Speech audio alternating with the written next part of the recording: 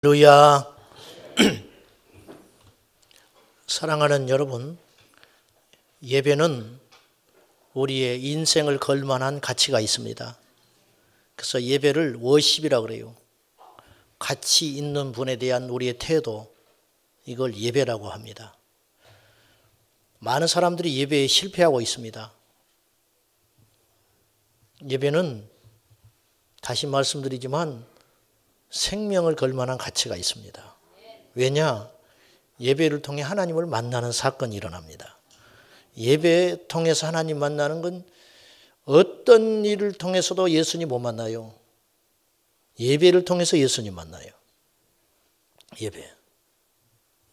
오늘의 예배가 우리 생의 기적이 되기 바랍니다.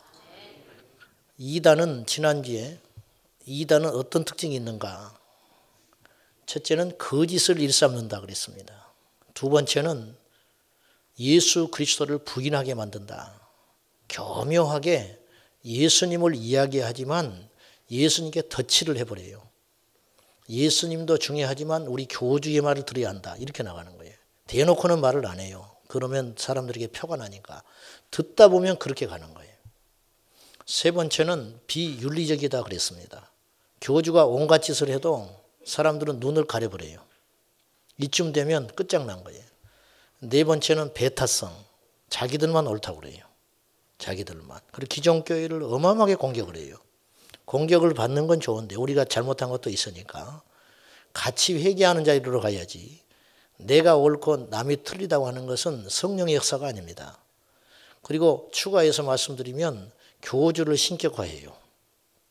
영생불사를 주장하고 이곳에만 구원이 있다 주장하니까 어떻게든 교주가 하나님의 자리를 대신하고, 그 다음에 성경을 제일 심각한 건 성경을 왜곡하여 비유해 해석해 버린다는 거예요. 그래서 그들의 교리를 따라가면 구원 못 받아요. 여러분, 이단에서 주장하는 소리가 뭐냐면 비유에 대해서 자꾸 이야기를 비유. 그리고 비유를 알아야 진짜 믿음이고 비유를 알아야 구원받는 것처럼 은연중에 흘러갑니다. 여러분, 예수님이, 그리고 그들이 주장하는 교리, 성경 구절이 하나 있어요. 예수님 비유가 아니면 말씀하지 아니하셨더라. 이 말은 비유를 그렇게 많이 사용하셨다는 뜻이에요. 자, 비유를 예수님이 사용하신 목적이 있습니다. 비유 자체를 알라고 말씀하신 게 아니에요. 비유를 통해서 그 안에 숨겨져 있는 믿음의 본질에 대해서 이야기를 하려고 알기 쉽기 위한 보조장치가 비유예요. 비유를 몰라도 구원은 받는 데 지장 없어요. 비유는 보조자료입니다. 비유를 통해서 우리는 무엇을 알아야 되냐면 비밀을 알아야 돼요.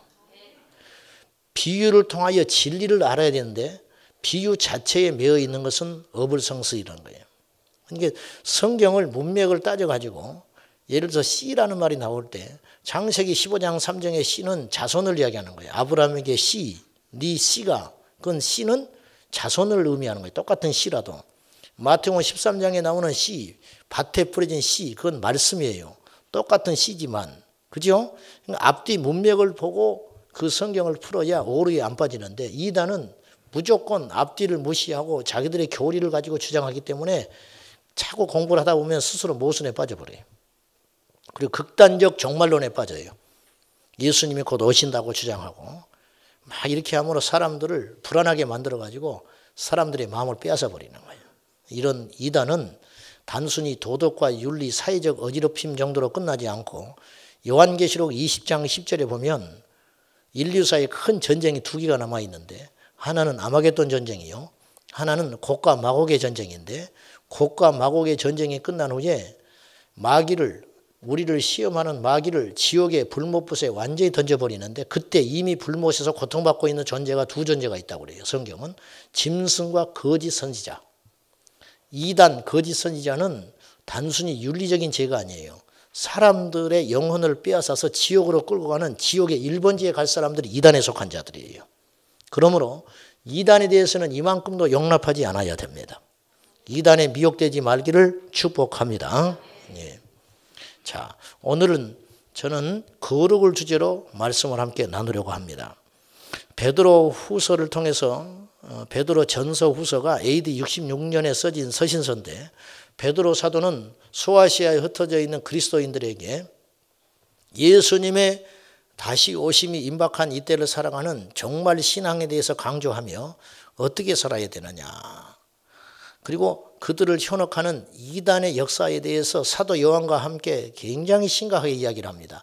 초대교회도 이단이 얼마나 피해를 많이 주고 있는가, 거짓 교사들이 얼마나 많은 사람들을 지옥에 끌고 가고 있는가, 이 피해가 심각했다는 것을 알게 돼요. 그리고 또 하나는 이단들의 공격으로 말미암아 파헤쳐진 그것을 통하여 우리 그리스도인들이 거룩한 삶을 살아야 한다고 베드로 사도는 주장하는 거예요. 오늘 본문은 거룩이 주제입니다. 거룩. 자, 오늘날 기독교인들이 얼마나 거룩한가?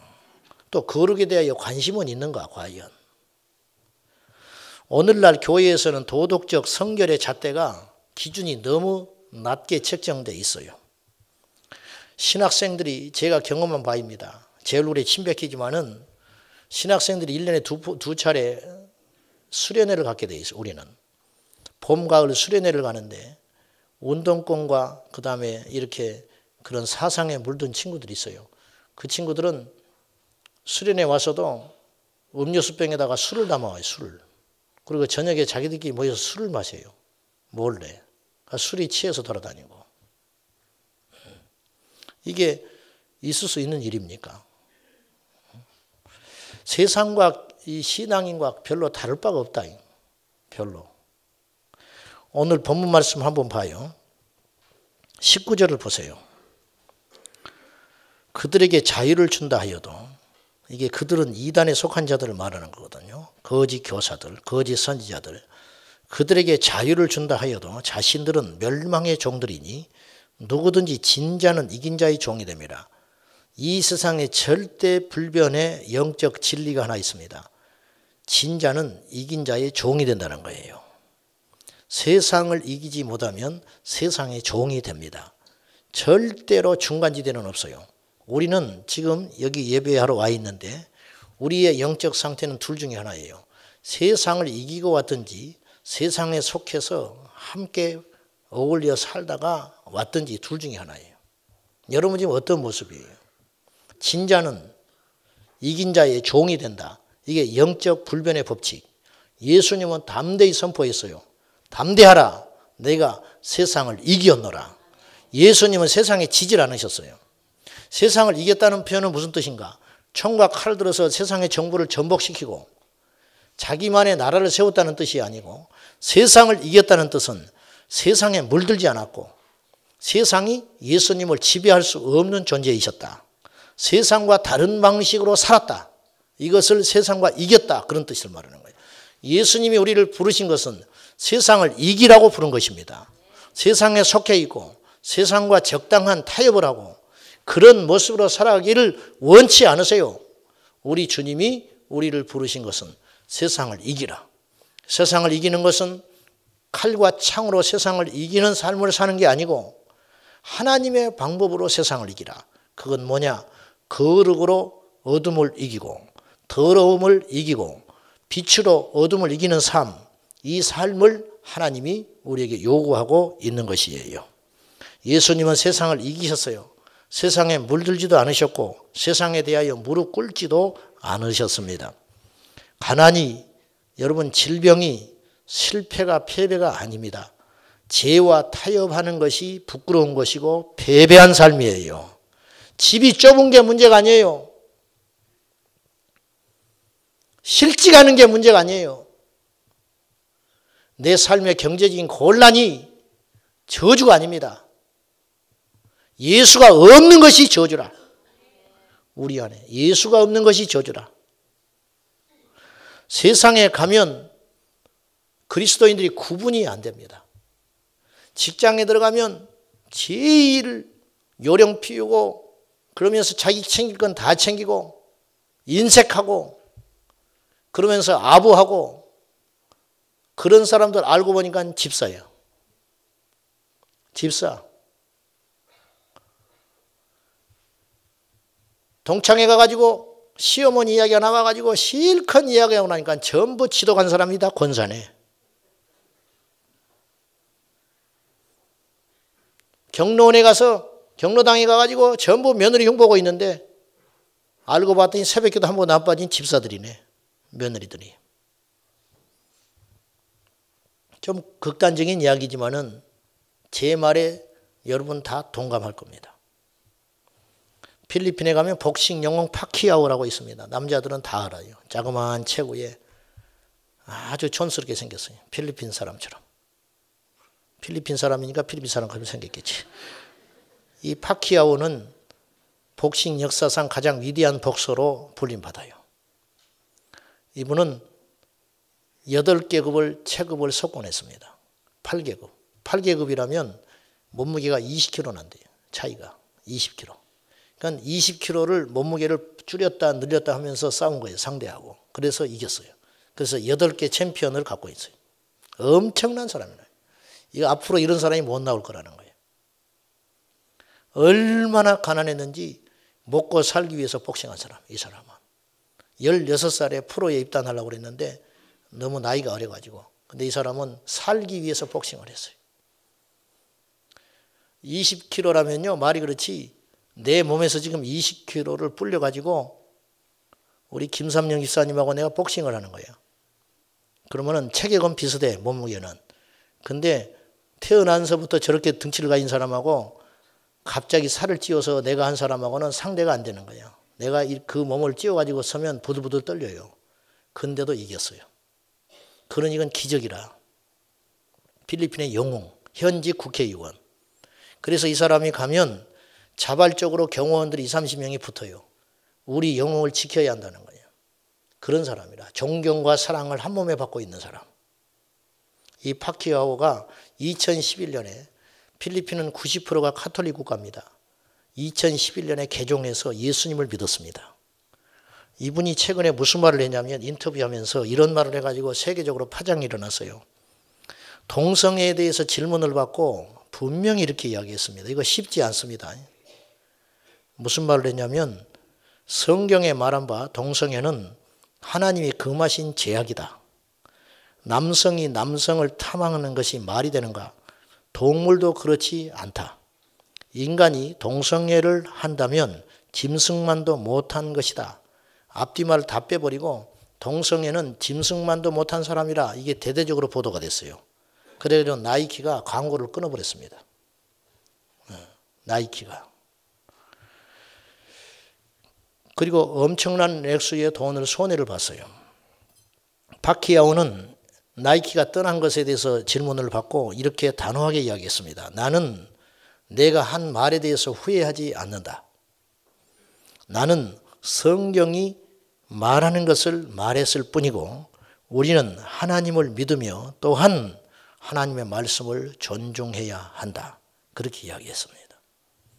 저 같은 사람이 백날 떠들어도 아무 손해가 없어요, 저는. 근데 파키아오는 달라요. 많은 걸 잃게 돼요.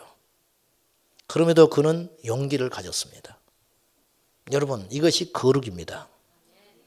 파키아오는 인터뷰를 한다더니 공식적인 석상에서 성경을 너무 많이 이용해가지고 이 사람의 별명이 성경 중독자라는 별명을 갖고 있습니다.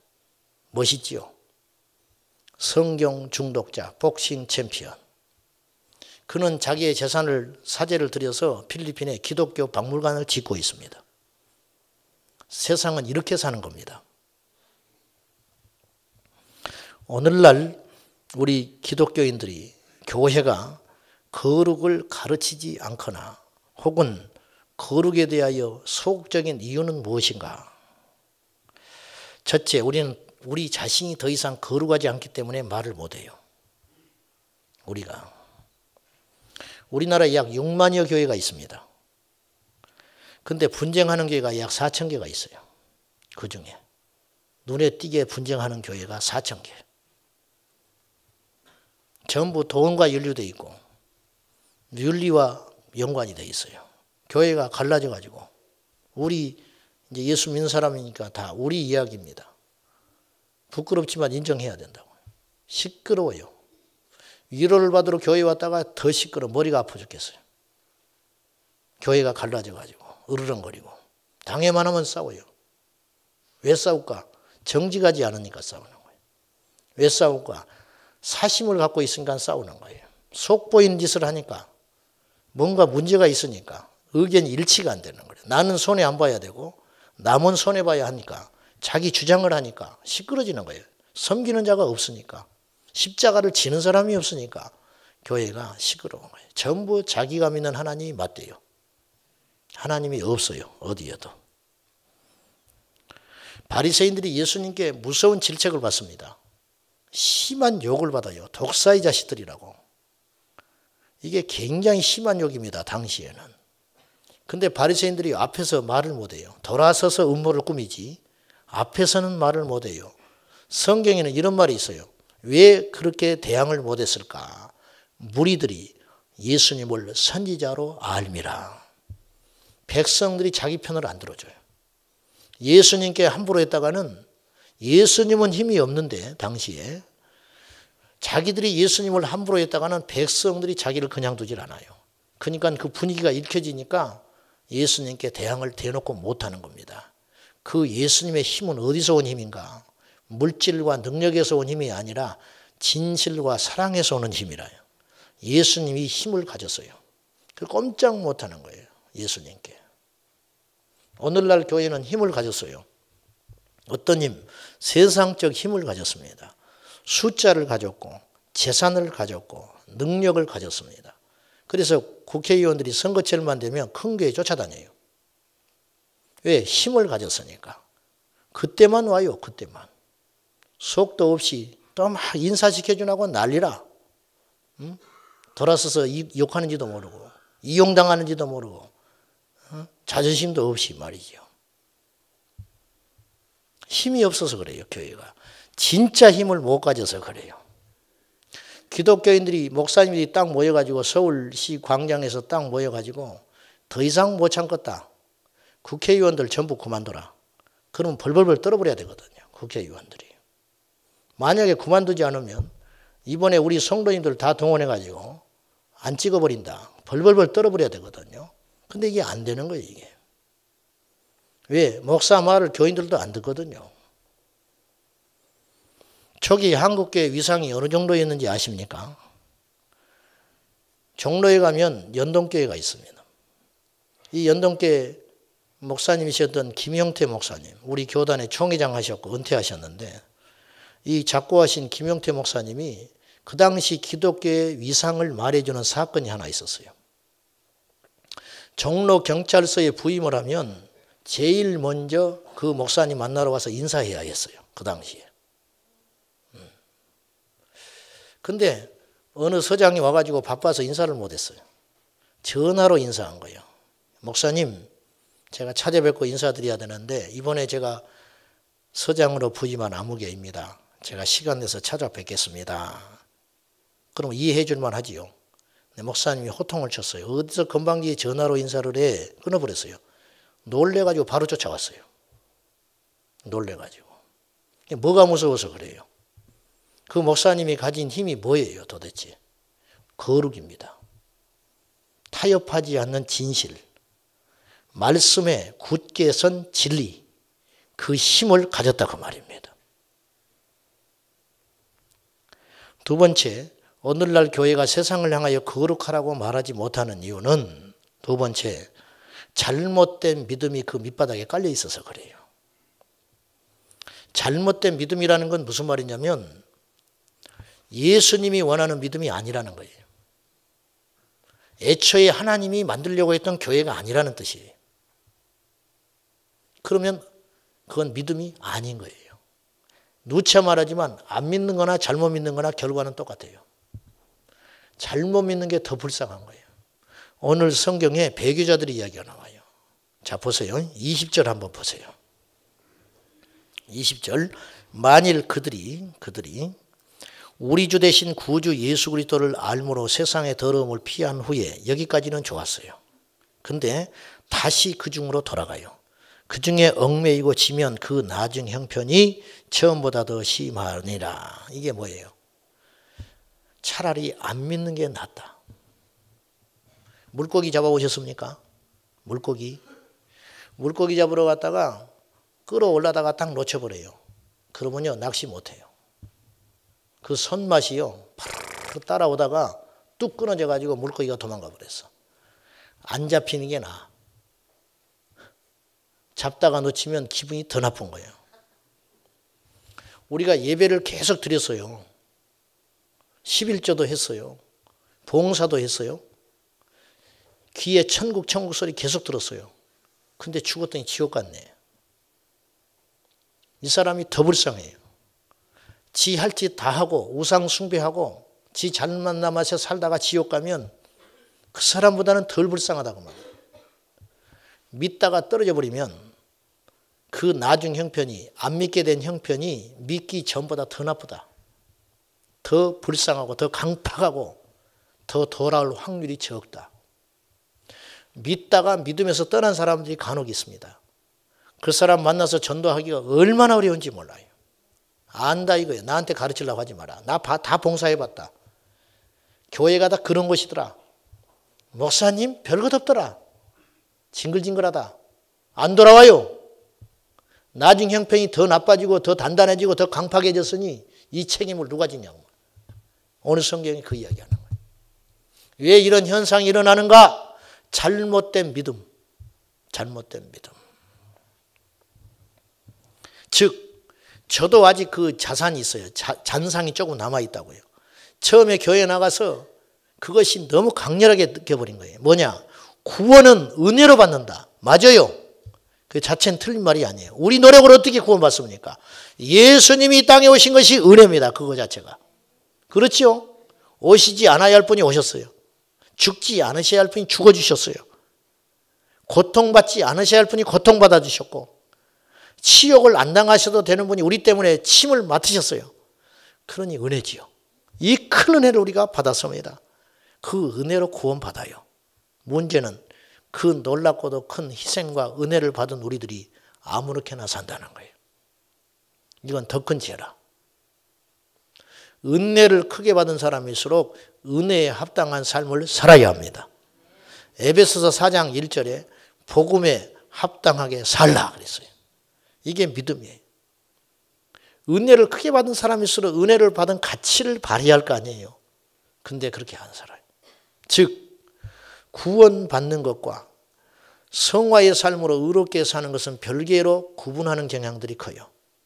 그래서 이런 질문을 제가 숱하게 받아봤고 답도 이렇게 해봤어요.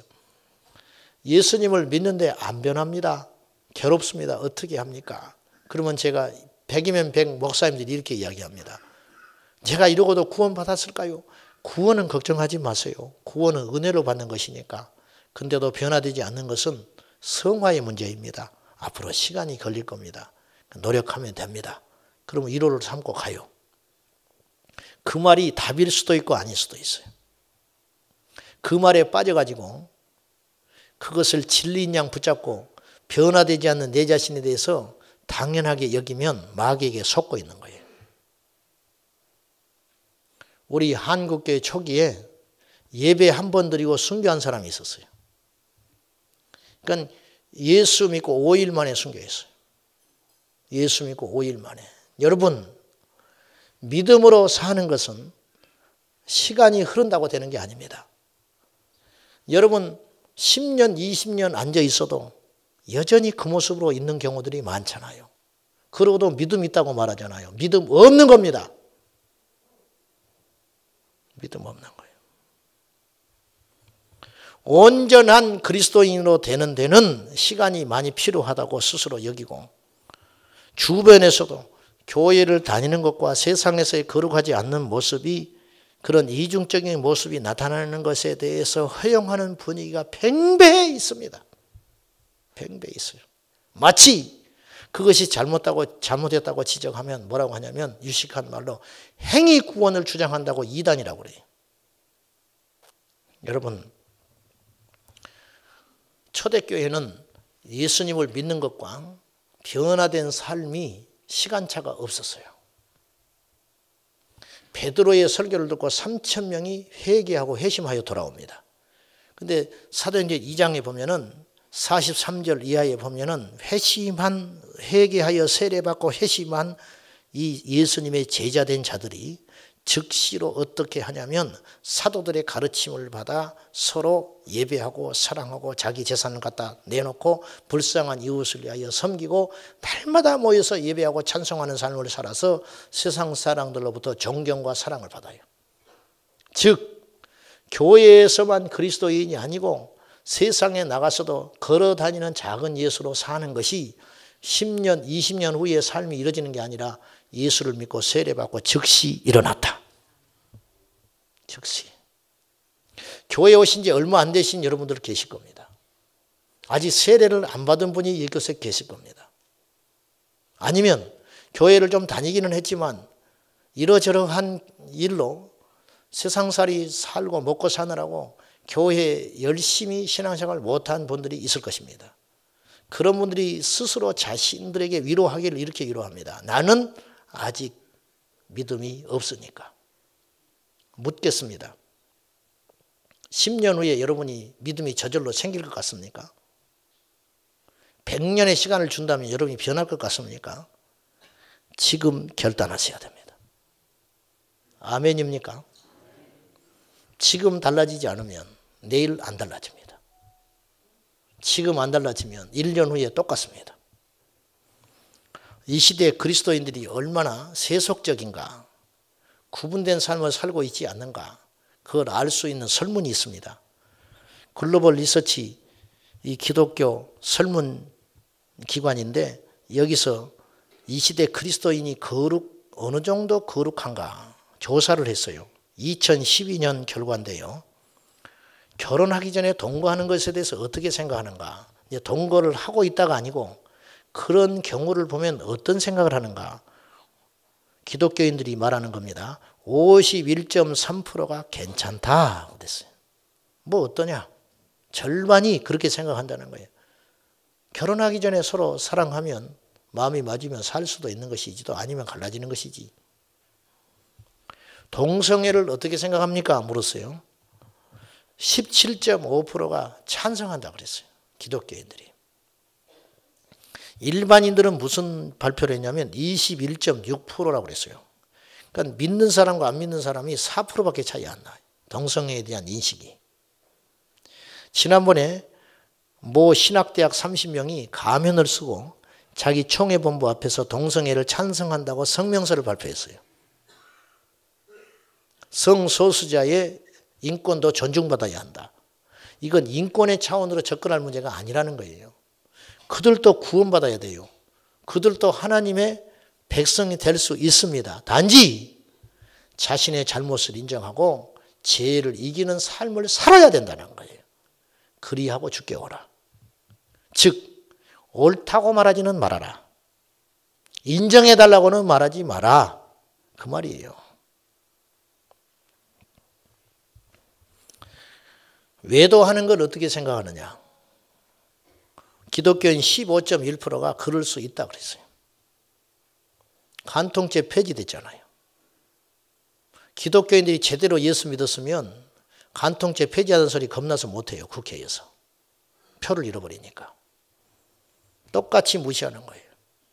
외도가 괜찮다고 주장하는 사람들이 일반인은 18.5%였어요. 그러니까 3%밖에 차이 안 나요.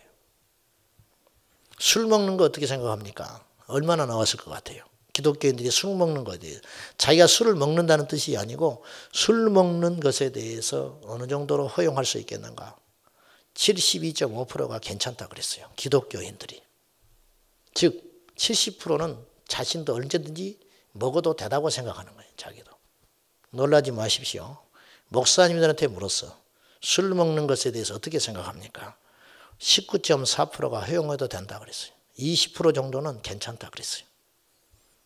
20% 정도는. 술이 구원과는 상관이 없어요. 분명히. 그러나 하나님이 기뻐하는 일은 아니에요. 다시 말하지만 초대교회는 구원과 거룩이 구분되는 삶을 살지 않았습니다. 구원받은 자는 거룩했고 거룩한 자가 구원받은 사람의 증거였습니다. 초대교회 당시 회개의 개념은 오늘 우리가 생각하는 회개와는 근본적으로 달라요. 즉 우리는 감정적 회개의 개념이 강해요. 우는 거라. 울어. 회개를 운다고 생각해. 울고 깨닫고 가슴 아파하는 거. 이 정도도 대단히 잘한 그리스도인이 잘한 거예요. 그리고 우리는 속아요. 저 사람이 우니까 이제 변하겠지. 우는데 안 변해. 울기만 하는 거예요. 울기만. 그러나 초대교회는 울지 않았을지 모르지만 울기도 했겠지만은 그들이 통회했죠. 가슴에 찔려서 어찌할꼬 그랬죠. 그리고 그들은 이들의 회개는 실천적 회개였어요. 즉 이들은 이성적 회개를 한 거예요. 손해를 볼 걸 감수하고 고통이 올 걸 알면서도 그렇게 산 거예요. 오늘 우리는 깨닫기는 해요. 잘못됐지. 이렇게 안 해야지. 근데 막상 세상에 가면 당장 손해가 오는 거예요. 그러니까 다시 무너져요. 그리고 무너지는 현상에 대해서 가슴 아파하지 않고 하나님이 이해하시겠지 그렇게 생각해요. 아닙니다. 그건 믿음의 삶이 결코 아닙니다. 그래서 우리는 거룩 대신에 능력을 선택했고 의로움 대신에 성공과 복을 선택하고 믿어왔습니다. 그래서 사람들을 볼 때 거룩을 보지 않고 능력이 있는가를 봤어요. 청년회장이 동거를 해도 교회에서 징계를 하지 않습니다. 주일날 와서 열심히 봉사하니까, 기도 많이 하니까. 교회 집사가 사업을 하다가 부정부패에 연루돼서 감옥에 가도 교인들은 석방을 위해서 기도하지 그 집사를 징계하지 않습니다. 힘이 없어요, 교회가. 그 결과 교회가 능력도 받았고 방언도 하고 귀신도 쫓아낼지는 모르지만은 예수님의 마음은 없습니다. 사랑하는 여러분, 반복되는 죄에서 우리가 헤어나와야 하겠습니다. 오늘 속담을 가져왔습니다. 베드로 사도가.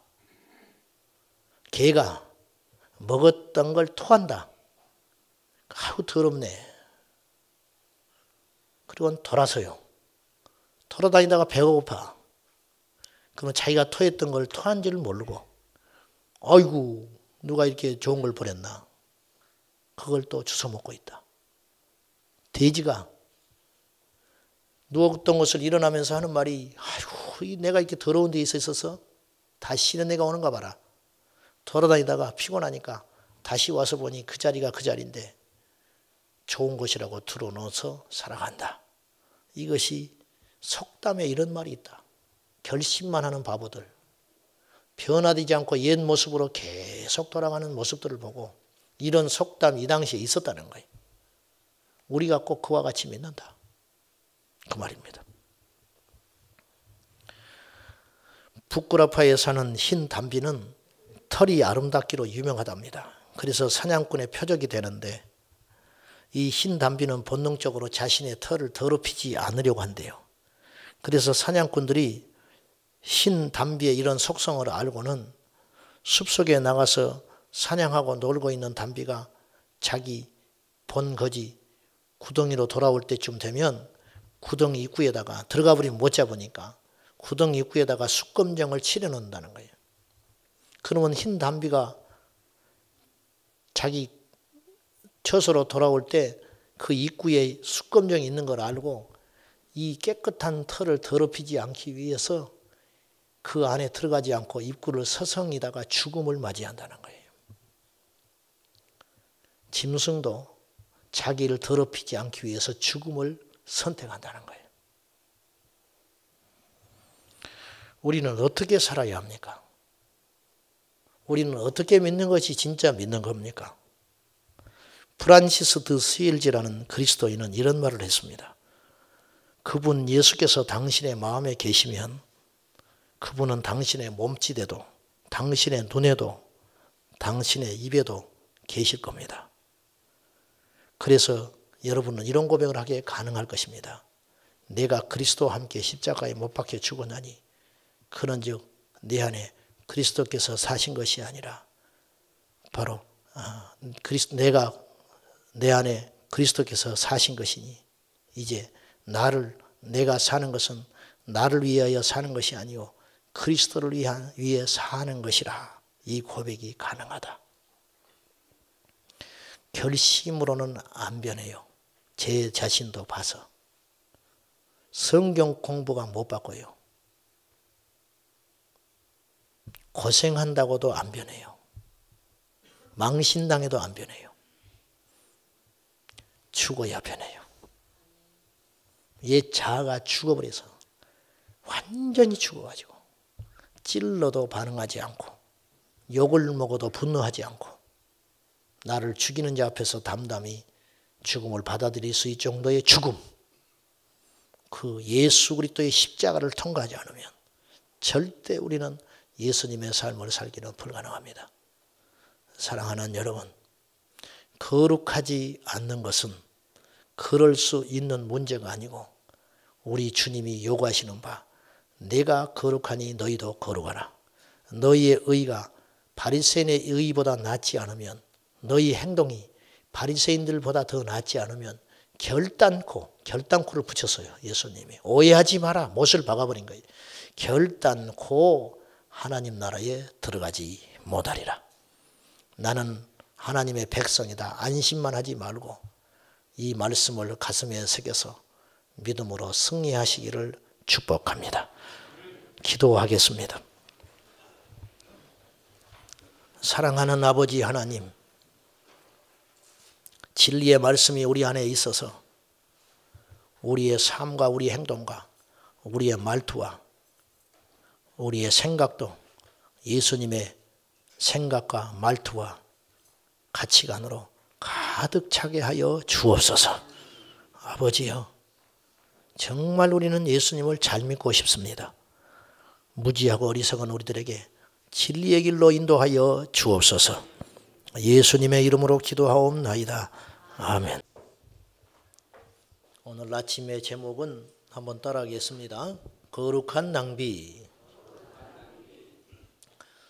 성경의 사복음서에는 같은 내용이, 즉 사복음서의 전체에 거론되고 있는 내용이 많지 않습니다. 생각보다. 예를 들면 오병이어나 예수님의 죽으심과 부활, 이런 이야기는 사복음서에 공히 등장합니다. 그런데 심지어 예수님이 태어난 이야기도 마태복음과 누가복음만 등장합니다. 그런데 오늘 우리가 읽었던 이 본문은 마태, 마가, 누가, 요한 네 복음서에 공이 등장합니다. 그 이유가 무엇일까? 아마 저는 9절로 그것을 추측해 봅니다. 자, 9절 한번 보시기 바랍니다. 내가 진실로 너희에게 이르노니 온 천하에 어디서든지 복음이 전파되는 곳에는 이 여자가 행한 일도 말하여 그를 기억하리라 하시니라. 예수님이 부활 승천하신 후에 30-40년이 흐른 후에 각기 다른 사람들이 복음서를 집필했다는 소리는 제가 여러 번 말씀드렸습니다. 그걸 기록할 때에 성령께서 저자이시지만은 사람을 통해서 성경의 말씀을 남겼는데 그것을 남길 때 아마 이 말씀, 이 사건이 예수님이 볼 때는 너무 큰 사건인 거예요. 사실 예수님의 생애 가운데 성경에 낱낱이 기록되지 않는 많은 헌물과 헌신의 사람들이 왜 없었겠습니까? 그런데 유독 예수님께서 이 사건을 나의 복음이 전파되는 곳에는 이 이야기도 빠짐없이 증거되도록 해라. 그렇게 당부하실 정도로 이 사건이 예수님께는 대단한 의미가 있었던 것 같습니다. 사복음서에 약간씩의 차이가 있습니다. 등장하는 인물도 약간씩의 차이가 있고 어디에는 요한복음에는 마리아로 등장합니다. 오늘 본문에는 한 여자라 합니다. 마태복음도 역시 한 여자라 했습니다. 누가복음 7장에도 이 이야기가 나오는데 누가복음 7장에는 죄인이라 이야기합니다. 죄인도 보통 죄인이 아니고 그 동네에 소문난 죄인, 그 죄인의 집에 죄인이 예수님께 향유를 깨뜨려서 드리는 이야기로 성경에는 등장합니다. 근데 중요한 것은 공통점이 있다는 거예요. 첫째는 별로 유명하지 않는 평범한 여인이 등장한다는 것이고, 마리아도 평범했죠. 나사로의 동생 마리아입니다. 나사로의 동생. 그 다음에 전부를 드렸다는 거예요. 전부를 드렸다. 일부 향유를 몇 방울 떨어뜨린 게 아니고 이 향유 옥합을 깨버렸다는 것은 다시는 주워 담을 수 없다는 것입니다.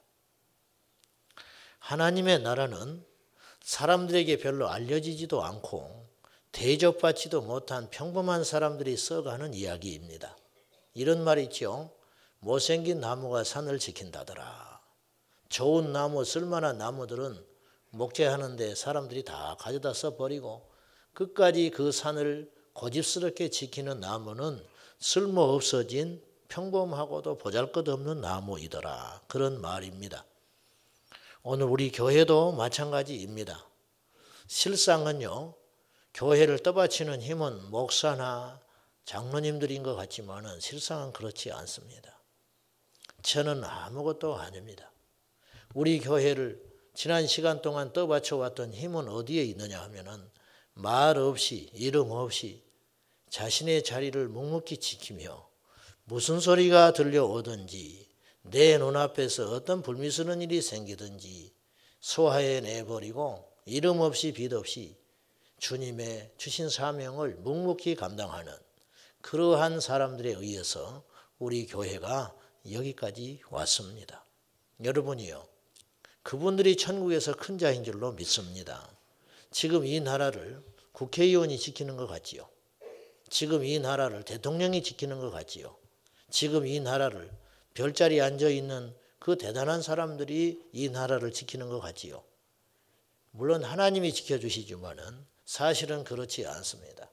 평범한 젊은이들, 집에서 늦잠 자고 투정 부리고 그냥 그럭저럭 살던 그런 아이들이 전방에 가서 지키고 그들이 총을 놓지 않고 있기 때문에 어젯밤에도 우리가 무사히 잠을 잘 수 있었습니다.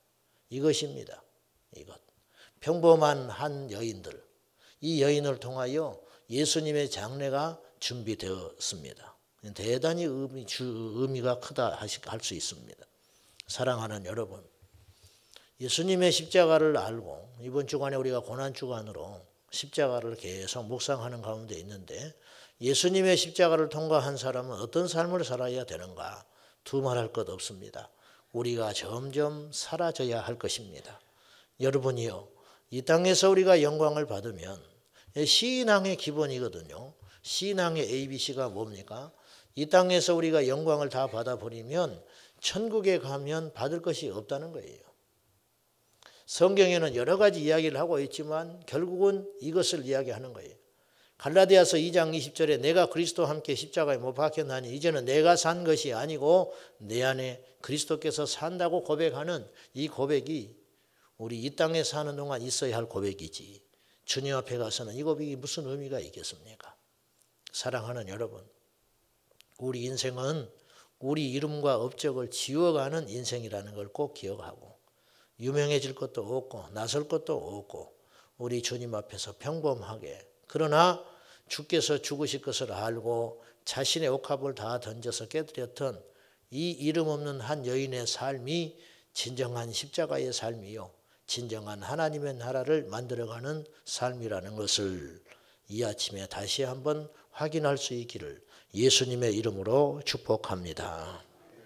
오늘 3절을 한번 보시기 바랍니다. 3절. 예수께서 베다니 나병 환자 시몬의 집에서 식사하실 때에, 그랬습니다. 배경이 나병 환자 시몬의 집입니다. 예수님께서 많고 많은 사람들 중에 나병 환자 시몬의 집에 들어갔습니다. 아마 안면이 있었을지 모르겠습니다. 이틀 전에 우리 주님께서 입성하실 때 우리가 보았지만은 예수님께 나와서 환호하던 수많은 인파가 있었습니다. 예수님을 안 불렀는지 아니면 예수님이 거절하셨는지 알 길은 없지만 식사의 시간이 되었는데 예수님께서 베다니에 거하는 나병 환자였던 시몬의 집에 가서 식사를 하고 계십니다. 이스라엘의 역사학자 요세푸스라고 들어보셨죠? 그가 책을 4권 남겼거든요. 이제 우리나라에 들어와 있는데 이 요세푸스의 증언을 보면은 이 사람은 예수님을 믿는 사람이 아닙니다. 냉정한 역사학자입니다. 이스라엘의 냉정한 역사학자. 그러니까 객관적인 시야로 기독교를 바라봤어요. 그래서 이 자료가 굉장히 중요합니다. 여기에 보면은 AD 65년에 요세푸스가 문서를 남겼는데 그 문서에 보면 이스라엘에게 있어서 6월절 명절은 우리나라 추석이나 설 명절처럼 큰 명절입니다. 그러면 각지에 흩어졌던 사람들이 6월절 제사를 드리기 위해서 예루살렘에 반드시 와야 합니다. 20세 이상은 성전세를 내야 했고 하나님 앞에 제물을 드리기 위해서 흩어진 디아스포라들이 다 와야 했습니다. 이 AD 65년에 로마 정부에 보고한 그 통계에 보니까 요세푸스가 이런 문서를 남겼는데요. 6월절이 되면 동서사방에서 모이는 이스라엘의 백성들의 인파가 어느 정도냐. 약 270만 명 모였다는 거예요. 그 당시 인구 숫자가 270만 명 정도가 모여서 예루살렘에 제사를 드렸다는 거예요. 그때 소요되는 양의 희생 제물로 드리는 양의 숫자만 약 25만 마리에서 30마리까지 봤다는 거예요. 30만 마리. 그러면 예수님이 입성하실 때에는 AD 30년 전후로 본다면은 약 200만 명은 모였을 것이다. 그렇게 학자들은 추측을 합니다. 예수님께서 6월절을 당하여 예루살렘에 입성하실 때 이미 예루살렘에는 200만에 육박한 사람들이 제사를 드리기 위해서 왔습니다. 그러면 예수님께서 나귀 새끼를 타고 입성하실 때 그중에 10분의 1만 구경을 나와도 약 20만 명의 인파가 예수님을 보러 나왔다라고 하는 것이 추측이 가능합니다. 성경에는 숫자가 나와 있지 않았어요. 예수님 입성하실 때. 5,000명, 4,000명, 7,000명의 숫자를 기록했음에도 불구하고 예수님 입성하실 때 많은 사람이 나왔다고 했지 얼마라고 명시를 하지 않았다는 것은 그만큼 많은 사람들이 모였다는 반증이 되겠습니다. 그렇게 많은 사람이 모였는데 그중에 예수님이 가서 식사할 곳이 마땅치 않았다. 이렇게 가능한 해석이죠. 그래서 베다니 문둥이 시몬의 집에 가서 식사를 하게 된 겁니다. 여러분, 저도 목사지만은 사실은 직업정신이 발휘될 때가 있어요. 가고 싶지 않지만 갈 수 있잖아요. 솔직히 그럴 수 있잖아요. 저만 그런가? 여러분도 그렇지. 그런데 나병 환자의 집에 가서 신방을 하는 것도 쉬운 일은 아닙니다. 여러분 실제 보셨습니까? 저는 학교 다닐 때 봤습니다. 특송하러 온 분들, 여수 요양원에서 온 사람들. 말처럼 쉽지 않습니다. 얼굴이 다 뭉개져 있고. 그런데 예수님은 신방하는 거 쉬운 일 아니거든요. 잠깐 들려서 기도하고 오는 것도 결코 쉬운 일은 아닙니다. 그런데 가서 식사를 하는 건 또 다른 문제입니다. 그들이 차려준 음식을 먹고 그 자리에 계셨다. 너무 당연한 이야기지만 예수님의 삶은 그리한 삶이었어요. 우리는 어때요? 우리 주님은요, 결정적일 때는 혼자 계셨어요. 수십만의 인파가 예수님을 환영했을 것으로 추측되는데 이들이 며칠 후에 예수님이 십자가에 달리실 때 누구 하나 예수님을 편들어 준 사람은 없었습니다. 모두 다 예수님을 십자가에 못 박아 죽이라. 제일 인류 역사상 많은 상처를 받은 분이 우리 주님이십니다. 우리 주님은 항상 어떤 중요한 시점에 있어서는 혼자이셨어요. 이 땅에 처음 오셨을 때에도 마구간 구유에 홀로 누워 계셨습니다. 예수님께서 십자가를 앞두고 마지막 싸움하는 기도, 피 흘리는 싸움의 기도를 할 때에도 제자들도 깊은 잠에 빠져서 예수님만 홀로 씨름하며 기도하셨습니다. 결국 우리도 하나님과의 관계 속에서 천국을 가고 못 가고 하는 문제, 이 땅에서 믿음으로 뭔가를 결정하고 하루하루 선택하는 문제의 선상에 있을 때에는 여러분 기억하십시오. 저와 하나님의 1대1의 문제라는 걸 기억하셔야 됩니다. 기도합시다 할 때 같이 기도할 수 있죠. 그러나 내가 하나님 앞에 나와서 엎드리고 기도하는 그 결단은 나와 하나님 사이에 하는 것입니다. 여러분, 사람을 믿지 마시오. 이게 참 슬픈 이야기도 하지만은 영적인 원리가 그렇습니다. 사람은 믿지 마십시오. 우리가 믿어야 할 대상은 우리 주님밖에 안 계십니다. 자식 믿어보셨지요? 아내 남편 믿어보셨지요? 형제 믿어보셨지요? 믿음의 선배들도 믿어보셨지요? 믿지 마십시오. 그들은 사랑할 대상입니다. 그러므로 실망할 필요도 없습니다. 기대하지 마십시오. 사람은 다 그런 존재인 것입니다. 여러분 믿을 리 없지만 저도 믿지 마십시오. 저도 별 볼 일 없습니다. 그러니까 제가 무슨 짓을 해도 시험 들지 마십시오. 사람은 사랑해야 할 대상이지 믿어야 할 대상은 아니더라. 우리 주님이 결정적일 때는 혼자 계셨어요. 결정적일 때는. 많은 사람들이 이런 불만을 해요. 우리 주님이 왜 나를 홀로 두시느냐고. 왜 나와 함께 하시지 않느냐고. 왜 내 기도를 들어주시지 않고 나와 함께 하시지 않습니까? 그렇지 않습니다. 주님이 우리를 떠난 게 아니고 우리가 주님을 홀로 두시는 겁니다. 여러분이요, 주님을 혼자 두시지 마십시오. 우리 주님과 항상 함께하는 저와 여러분 되시기를 축원합니다. 주님은 누구의 초대도 거절해 보신 적이 없으셨을 것 아닙니까? 시몬 나병 환자 이 집에도 가셨고 장기도 만나셨고 역겨운 냄새 풍기는 삭개오의 집에도 가셨습니다. 우리에게도 주님은 오십니다. 그 주님을 홀로 두지 마시고 1년 365일 시간 분초마다 우리 주님과 함께하는 주님의 손잡고 승리하는 저와 여러분 꼭 되시기 바랍니다. 오늘 본문의 내용의 핵심은 누가 봐도 이 내용이에요. 엄청난 액수의 향료를 한 무명의 여인이 아무것도 아낌없이 부어버렸다는 거. 이것이 본문의 핵심이죠. 여러분, 이 여인이 부은 이 향유 옥합의 가치는 얼마가 됐을까? 잘 아시겠지만 다시 5절 보십시오. 이 향유를 300데나리온 이상에 팔아 가난한 자들에게 줄 수 있었겠도다. 그랬어요. 이 향유의 가치가 얼마냐면 한 번 부어버린 이 향유의 가치가 300데나리온. 1데나리온은 한 노동자의 품삯의 가치가 있었다. 그 당시 그랬어요. 잘 아시다시피. 그 요즘의 화폐 가치로 따지면 얼마나 될까? 대략 3천만 원 정도의 가치가 있습니다. 하루의 품삯을 10만 원으로 잡고 한 노동자의 하루 품삯을 10만 원으로 잡는다면 이 300데나리온은 3천만 원의 가치가 있다.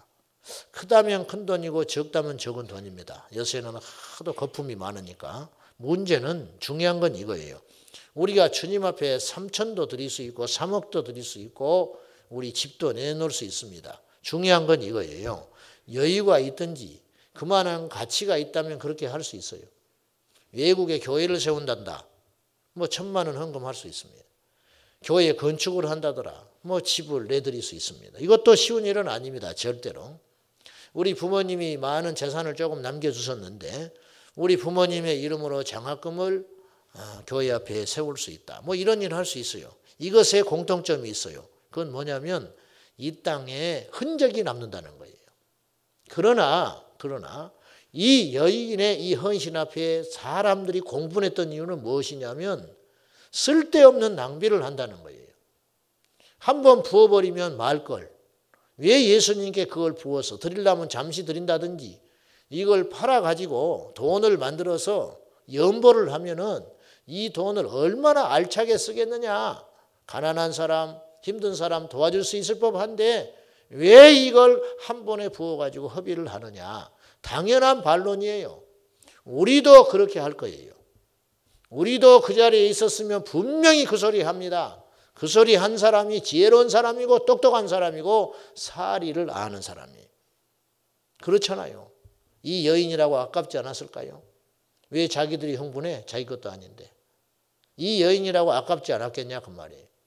여러분, 이 당시 시몬의 식구들도 있었을 것이고 예수님의 제자들도 있었는데 이 향유를 부은 사건을 이해한 분은 예수님과 이 여인밖에 없었다는 거예요.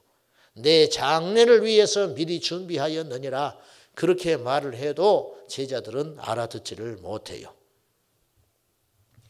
이 여인이 부었던 이 향유는 물질 이상의 가치가 있습니다. 그 당시 이스라엘의 여인들은 결혼 홍기가 차기 전에 향유를 값비싼 향유를 준비하는 것이 쉽게 말하면 예의요 기본 상식이었어요.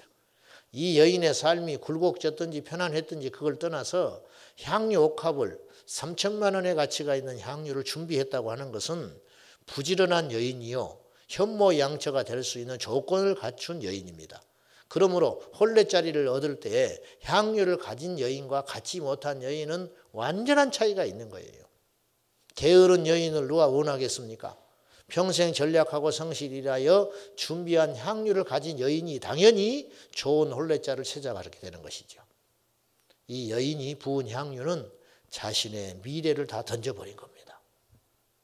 이로 인하여 한번 감정에 하나님 앞에 향유를 깨뜨려서 부을 수는 있는데 이때부터 들어오는 어려움과 비난과 이해하지 못한 사람들한테 받아야 할 핀잔은 자신이 평생 짊어져야 할 짐과 같은 것입니다.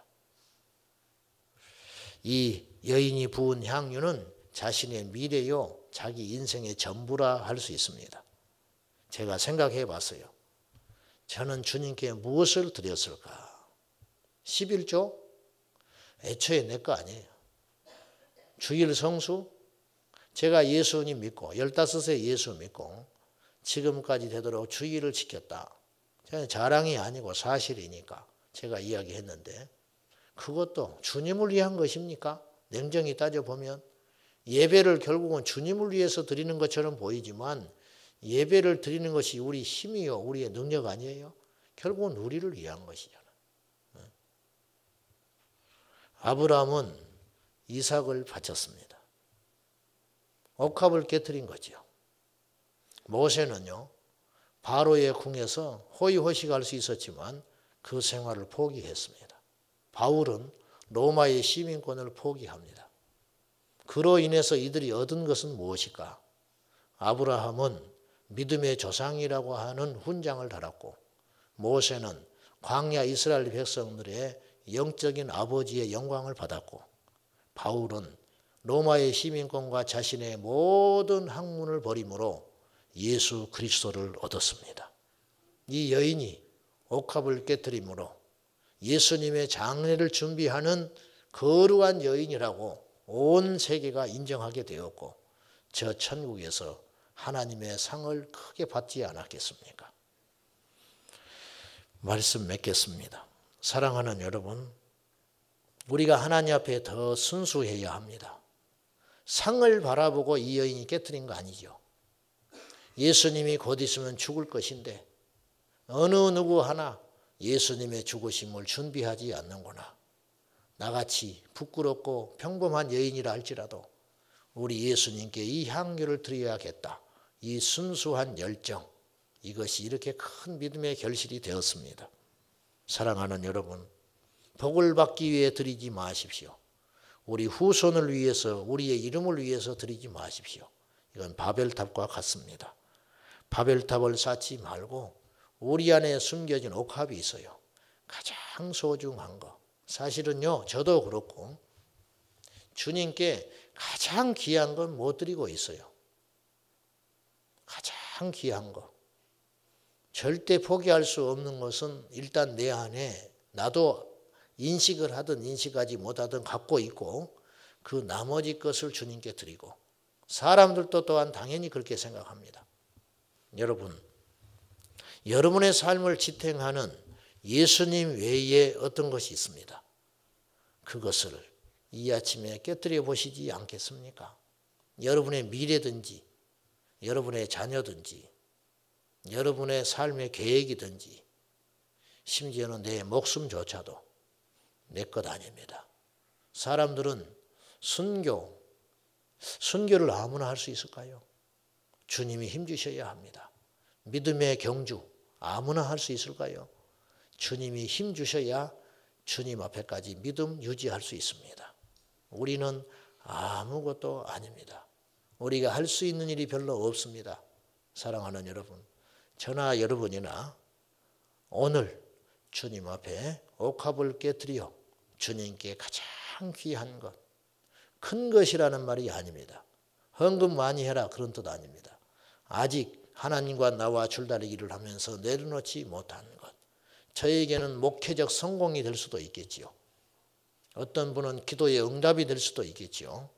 어떤 분은 그 유명한 이름이 될 수도 있겠습니다.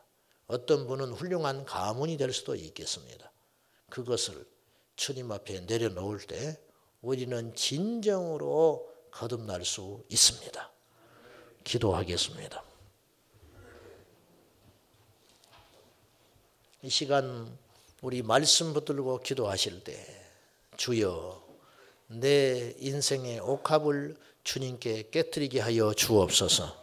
끝까지 고집스럽게 나를 지탱하고 있는 예수님 외에 지탱하고 있는 어떤 것, 그거 주님 앞에 오늘 이 새벽에 완전히 깨뜨려서 주님의 향유로 드려진 이 여인처럼 우리 인생을 하나님께 드리게 하여 주시옵소서. 우리 말씀 붙들고 함께 기도드리겠습니다. 거룩하신 아버지 하나님, 이 여인을 보소서. 아버지 하나님 앞에 예수님의 죽으심을 준비하며 장례를 준비하며 주님 앞에 귀한 향유 옥합 깨뜨려 자신의 인생의 전부를 걸었던 이 여인을 보소서. 우리도 그리하고 싶습니다. 아버지 하나님, 육체적 정욕과 자아와 욕심과 지금까지 내 살아온 인생의 경험조차도 하나님 앞에는 부질없는 것인데 우리가 그것을 붙들고 삽니다. 마지막 자존심이라 여기고 그것을 붙잡고 삽니다. 아버지 하나님, 이 시간 주님의 십자가 앞에서 우리가 감추어 놓던 모든 인생의 야망과 욕심과 쾌락과 정욕과 소중히 여기는 옥합을 깨뜨리되 다시는 돌이킬 수 없도록 완전히 깨뜨려서 주님께 드려진 산제물이 되게 하여 주시옵소서. 이 옥합이 이 여인에게 자신의 인생의 모든 것이듯이 우리 또한 주님 앞에 나의 존재 모든 것을 드려서 하나님께 영광을 돌리게 하여 주옵소서. 사랑하는 아버지 하나님, 이 새벽에 우리 성도들 피곤한 육신과 상황 가운데에서도 고난주간을 지내며 주님 앞에 옥합을 깨뜨리기에 왔습니다.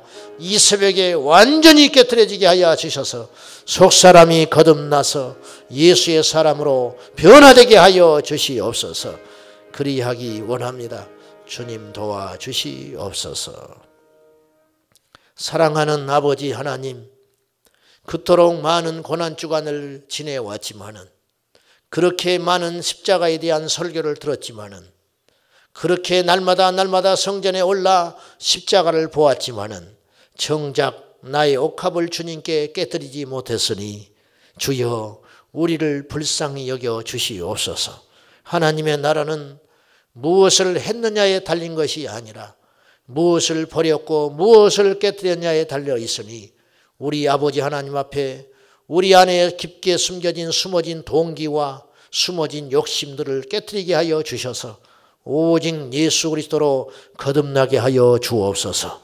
가장 소중히 여기는 것, 가장 귀히 여기는 것, 나도 인식하지 못한 채 가장 거론을 많이 하고 있는 것, 우리 주님 앞에 내려놓기를 원하오니 받아주시옵소서.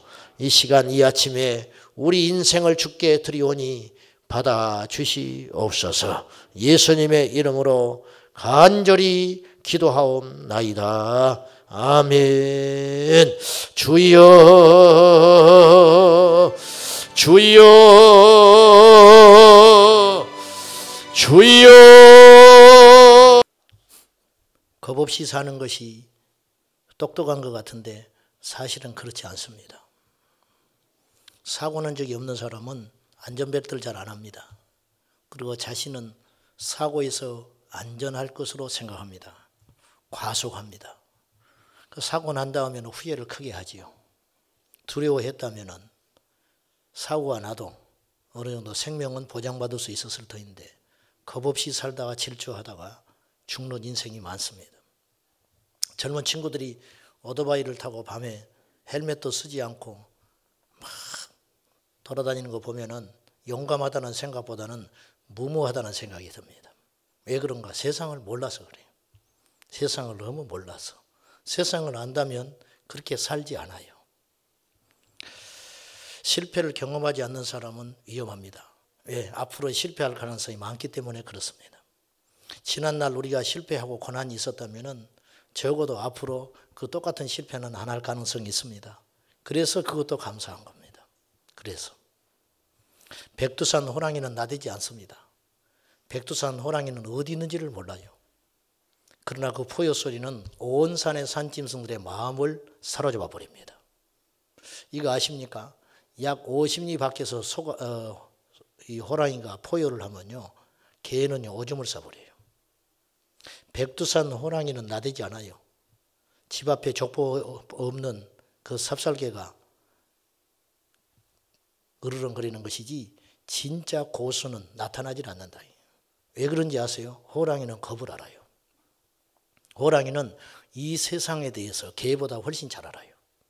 그래서 어느 때가 위험한지 알아요. 사람들이 자기를 어떻게 생각하는지를 알아요. 미야모토 무사시, 일본 사람 별로 안 좋아하는데 이 사람이 이런 유명한 말을 했어요. 나는 어린아이 앞에서도 떤다 그랬어요. 무사, 한 번만 실수하면 죽는 거라. 다시 기회가 없는 거예요. 김성근 야구 감독은 1구2무라는 말을 했어요. 1구2무. 한 번의 공밖에 없다. 하나의 공으로 이 게임 전체가 승패가 달릴 수 있다. 두 번째 공은 없다는 거예요. 그래서 1구2무라는 유명한 말을 했어요. 겁을 나는 거예요. 다음이 없다고 아는 사람이에요. 다음이 있다고 여기는 사람은 이 공을 낭비하기가 쉬워요. 그러나 다음의 여지가 없기 때문에 이 공 하나로 내 인생의 승부를 거는 거라.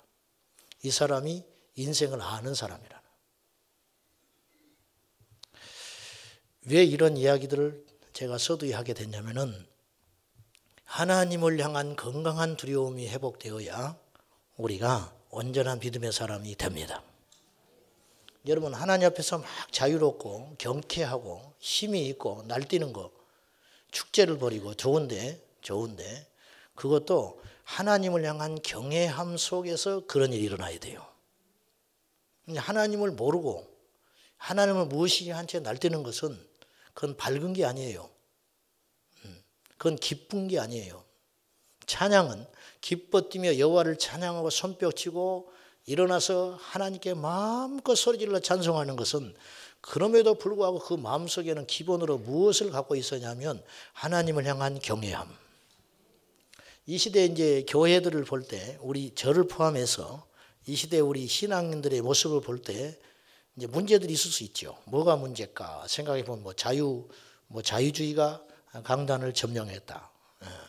또 도덕적인 문제가 많다. 그리스도인답지 못하다.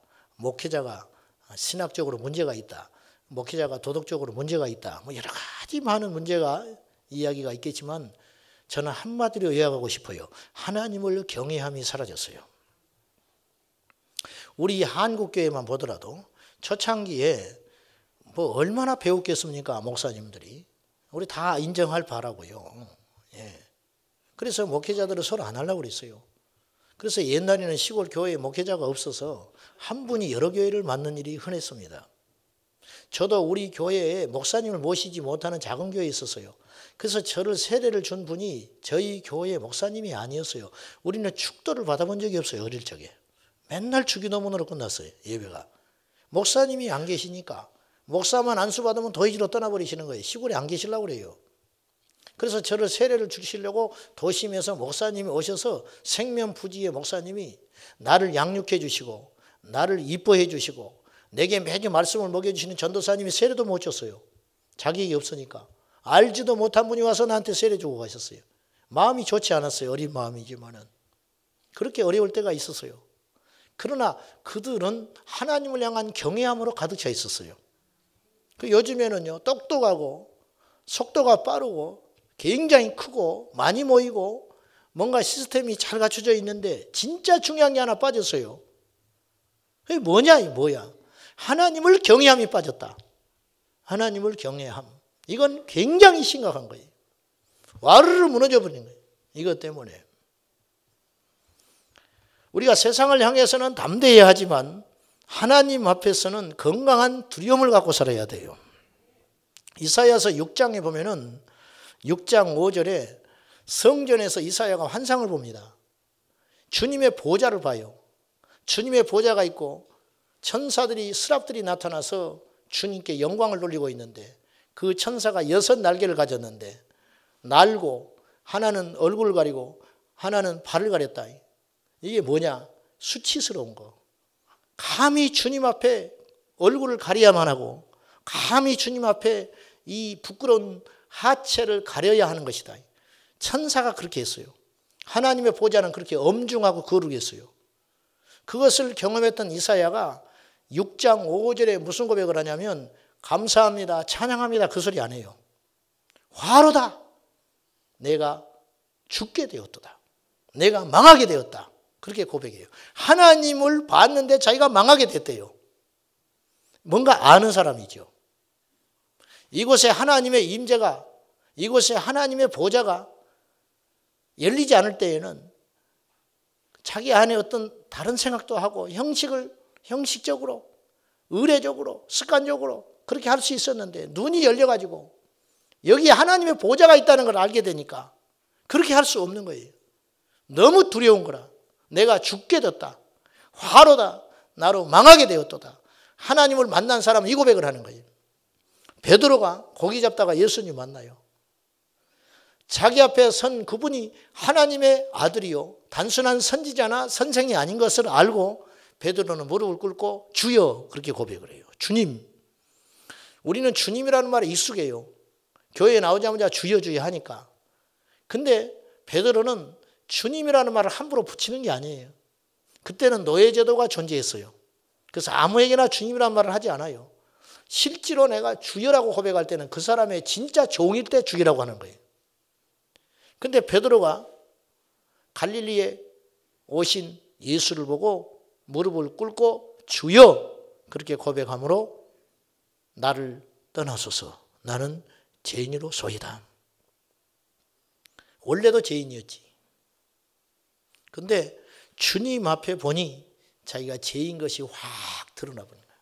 이 두려움이죠. 주님을 만난 사람은 이 고백을 하는 거예요. 주님을 만난 사람은. 하나님을 향해 겁없는 사람이 믿음이 있고 용기가 있고 건강한 신앙 같지만은 저는 그렇게 생각하지 않습니다. 하나님을 향한 두려움이 회복되어야 부흥이 일어납니다. 하나님을 향한 경외함, 예배에 대한 신중함, 복음에 대한 열정, 교회에 대한 사랑, 사역자에 대한 존중, 사명에 대한 가치 이것이 우리 안에 없다면 우리는 굉장히 중요한 가치를 놓치고 있는 거예요. 교회를 10년, 20년 전에도 믿음의 제자리를 하고 있는 사람들이 있어요. 왜 그럴까? 이유는 여러 가지가 있어요. 말씀을 안 듣는다든지 뭔가 순종하지 않는다든지 뭔가를 희생하지 않는다든지 열정이 없다든지 여러 가지 이유가 있겠죠. 그런데 이것도 하나의 요인이 커요. 하나님을 향한 두려움이 없어요. 제 이야기를 하는 것을 이해하고 들으십시오. 저는 처음에 교회에 나가서 찬양의 큰 은혜를 받았어요. 찬양을 잘하고 못하고 중요한 문제가 아니고 저는 뭐 잘하지는 못하니까 목소리 자체도 벌써 좋지 않고 박자도 틀리고 그렇게 하니까 요즘 나오는 찬양은 더 못 부르겠어요. 요즘 나온 찬양은 아주 못됐어. 어떻게 그런 것만 자꾸 만들어가지고 찬송가는 그래도 부를 만한데 요즘 나오는 찬양은 잘 못 부르겠어요. 그 옛날에는 가사가 이렇게 와닿는데 요새는 가사가 잘 와닿질 않아. 너무 어려워 가사가. 그리고 이 가락에 치여서 가사가 마음에 팍팍 박히질 않아요. 모르겠어요. 구식이라 그런지. 젊은 분들이 이런 소리 싫어하겠지만은 사실이니까. 저는 그렇더라고요. 어쨌든 제가 찬양에 큰 은혜를 받았어요. 찬양이 열렸어요. 저는 처음에 교회 가서. 그래서 찬양이 하고 싶으면 미치겠는 거라. 그래서 찬송 인도를 하고 싶었어요. 찬송 인도를. 그래서 찬송을 마침내 하게 됐어요. 제가. 찬송 인도를 하게 됐는데 옛날에 그 교회는 고전적인 교회라 이 강대상이 옆에 있고 위에 있고 요 아래 밑에 저 떡상이 있었어요. 그러면 여전도의 뭐 회장님들이 사회 보면 여기서 한복 입고 사회 보시고 성찬식 하면 여기서 하고 이제 그렇게 주로 사용을 했다고요. 사회석.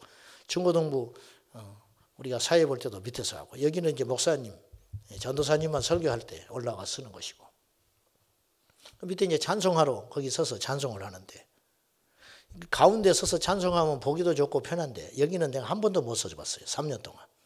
고등학교 1, 2, 3년 동안 제가 찬송인도 있거든요. 시골교회 떠나서 서울 올 때까지. 한 번도 여기 못 써봤어요. 왜 그런지 아세요? 여기는 내가 설 자리가 아니라 어린 마음에도 그런 마음이 생겼어요. 그럼 어디 섰느냐? 옆에 서서 했어요. 옆에 서가지고 이렇게 서가지고 고개를 이렇게 돌리고 손뼉을 치면서 찬송했어요. 보다 못해가지고 어르신들이 가운데서 해라 괜찮다. 근데 선뜻 예소리가 안 나오는 거예요. 못하겠어요. 절대 못해. 이 자리는 내가 아직 서야 할 자리가 아니라. 그런데 용서하고 들으세요. 하나님이 그 마음 받으셨어요. 저는 그렇게 봐요. 하나님이 그 어린 그 하나님을 향한 경외함 그거 하나님 받으셨어요. 저는 그렇게 생각합니다.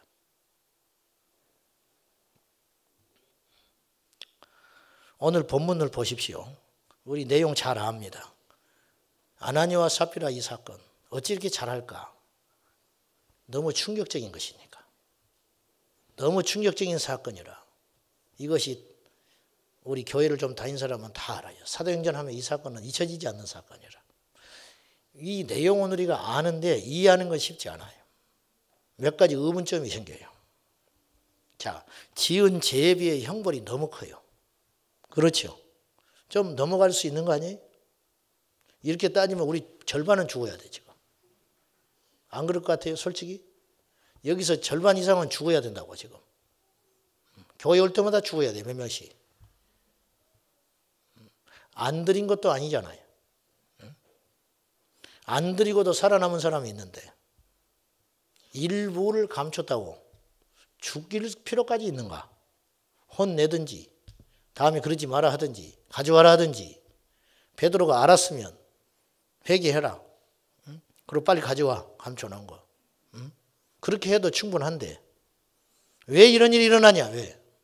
더군다나 더 충격적인 건 구약 시대에 일어난 일이 아니고 성령이 왕성하게 역사하실 복음의 시대, 성령의 시대, 신약의 시대 오늘 우리와 똑같아요. 오늘 우리와 똑같은 시대에 어찌서 이런 불미스러운 일이 일어났는가? 알고도 모르겠어요. 답은 모르겠지만은 한 가지 분명한 것은 드리고도 저주받은 자들이다. 드리고도 저주받은 자들. 여러분 하나님을 모르는 자가 죽은 게 아니에요.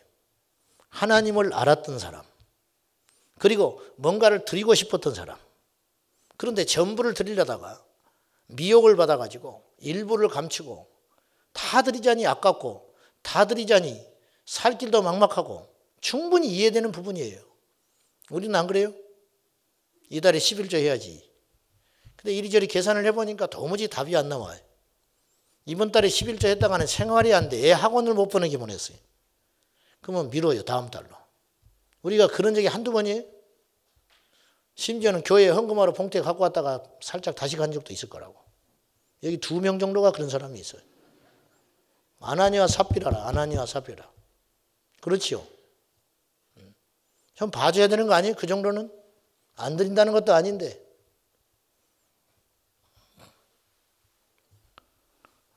아나니와 삽비라가 지옥을 갔을까요? 안 갔을까요? 그 생각을 해봤어요. 자, 아담과 하와는 지옥 갔어요? 안 갔어요? 이럴 때는 가만히 있어야 되는데 눈치가 빨라가지고 아담과 하와가 지옥을 갔을까요? 안 갔을까요? 안 갔을 것 같죠? 갔을 것 같아요? 잘 모르겠죠. 제 생각에는 안 갔을 것 같아요. 에덴 동산에서 타락하여 쫓겨나긴 했지만은 아담과 하와는 지옥까지는 안 갔을 것 같아요. 아나니아와 삽비라가 지옥 갔을까요? 안 갔을까요? 갔어요? 네가 봤어? 알도 못하는 것이. 봤어? 아빠 어디 있어? 똑같이 생겨가지고. 제 개인적인 의견입니다만 틀릴 수도 있지만 지옥에 가는 죄는 아닌 것 같아요. 왜? 예수를 떠나지는 않았다. 미혹당해서 이용당해서 속기는 했지만 가룟 유다하고는 질이 다르지. 이런 사람들이 성경에는 가끔씩 등장해요. 사울왕이 지옥까지는 안 갔을 것 같아요. 제 개인적인 의견으로. 그러나 하나님께서 주신 그 직분과 사명에 따라 살지 못한 실패한 인생은 됐지요. 부끄러웠겠죠. 주님 앞에 갔을 때. 지옥까지는 안 갔을지 모르겠다. 그런 생각을 잠시 해봐요. 지은 죄에 비해서 형벌이 너무 커요. 여러분, 주님의 길은 두려운 영광의 길입니다. 목사가 타락하면 그 형벌은 더 커요. 옛날에 장로님들은 임직받으면 울었어요. 장로님 임직받으면 울었다고. 목회자가 되면 울었어요. 요즘에는 이제 교회 안에 그런 눈물이 없어져 버렸어요. 너무 가볍다. 너무 가벼워. 이루 말할 수 없이 가볍다. 오늘날 그리스도인들이. 그래서 능력이 없다. 다시 말하면 하나님께 복은 어떻게 받냐면 태도로 받습니다. 제가 만난 주님은 그래요. 하나님께 복은 어떻게 받는다고요? 태도로 받는다. 하나님의 일을 잘하느냐 못하느냐는 중요한 게 아니에요. 어떤 자세로 하느냐. 저희 시골교회 선배분이 풍금 반주자였는데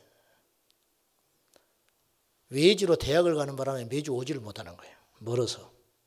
반주자가 하루아침에 사라져 버렸어요. 교회가. 큰일 난 거예요. 중학교 1학년에서 2학년 올라가는 여자아이가 조그만 아이가 하나 있었어요. 걔가 하나님께서 마음을 주셨어요. 내가 반주해야겠다. 자, 가게 됐다는 게 12월에 알려진 거예요. 그러니까 2월, 3월 달에는 계약을 해야 되니까 그 선배가 떠나는 거예요. 2달의 시간밖에 없었어요. 2달 동안 이 아이가 그것도 본당에 있는 풍금은 쓰지도 못하게 전도사님이 교육관에 깨진 유리창 사이로 찬 바람이 싱싱싱 나는데 입으로 호호 불어가면서 음도 제대로 나오지 않는 본당에서 쫓겨난 풍금 맨 나무바닥에 난로도 하나 있을 리 없는 그 촌에서 이 아이가 중학교 2학년 올라가는 아이가 하나님께서 그 마음을 주셔가지고 그 이어서 반주를 해야겠다고 누가 시킨 것도 아니에요. 혼자 몰래 2달 동안 얼마나 열심히 했는지 2달 만에 반주자가 돼버렸어요. 2달 만에. 저는 그것이 믿음이라고 봐요. 물론 하나님께서 그 힘 주셨어요. 내가 그걸 보고 어릴 적에 어떤 생각이 했냐면 하나님의 나라는 절대로 손해보는 법이 없구나. 큰일 난 줄 알았거든요. 하나님은 딱 준비시켰어요. 여러분, 재주로 하나님 일하면 안 돼요. 자세로 하나님 일하는 거라. 자세로. 거들먹거리면 안 돼요. 잘한다고 그것 때문에 넘어지는 거라. 잘하는 것 때문에. 저 여름에 사역을 자주 갔거든요. 옛날에 신학할 때. 동기 후배들 이렇게 같이 각 교회 성경학교 수련회 마치면 팀을 짜가지고 시골교회 집회하고 수련회하고 성경학교 해주러 갔었어요. 여름마다. 한 해 갔어요. 성경학교 하는 팀이 있었어. 나는 저녁에 집회를 맡았고. 이렇게 지나가는데 후배들이 앉아가지고 무슨 말 하다가 우린 프로잖아 그러더라고. 내가 모른 척하고 들었어. 가만히 있었어. 왜 프로라고 말할 만하냐면 다 신학을 전공한 사람들이고 교회 학교에서 다 이미 했어요. 성경학교. 설교, 율동, 공과 다 했어. 자기들이 가르쳤고. 그러니까 맞춰서 그냥 하면 되는 거예요. 다 일가견이 있는 사람들. 그러니까 쉽게 생각한 거예요. 시골 모아서 뭐 성리학교 뭐 이거 뭐 쉽게 할 수 있지 등이 다 준비해 왔고 교육 프로그램 다 자료. 옛날엔 PPT 같은 게 없으니까 그림 자료 다 준비해 가지고 자기가 했던 거 가져와서 그러니까 뭐 능히 할 만하지. 뭐 시골 애들 그냥 바로 몰려오고 그냥 뭐 은혜 받고 그럴 줄 알았지. 내가 모른 척하고 있었어. 우리는 프로라고 그러더라고. 죽섭을 했어요. 첫날. 내가 가만히 뒤에서 앉아서 봤지. 애들이 잡히나. 안 잡혀요. 프로라고 생각하는 아이들한테 무슨 성령의 역사가 일어나요. 애들이요. 난장판이에요. 난장판. 많이 여기는 원 뭐예요? 집중이 안 되는데. 설교하는 사람이 입이 타들어가. 애들이 잡혀야 뭘 하지 설교를. 끝나고 뭐이라고 그랬어? 프로? 내가 그랬어요. 프로? 아무 소리 못해. 웃기고 있네. 프로? 될 것 같지? 오늘부터 전부 금식해. 전부. 어찌 하나님의 일을 그런 자세로 하냐? 응? 그래. 얼마든지 할 수 있겠지. 했던 거 왜 못해? 응? 명색이 다 교회 전도사들인데. 응?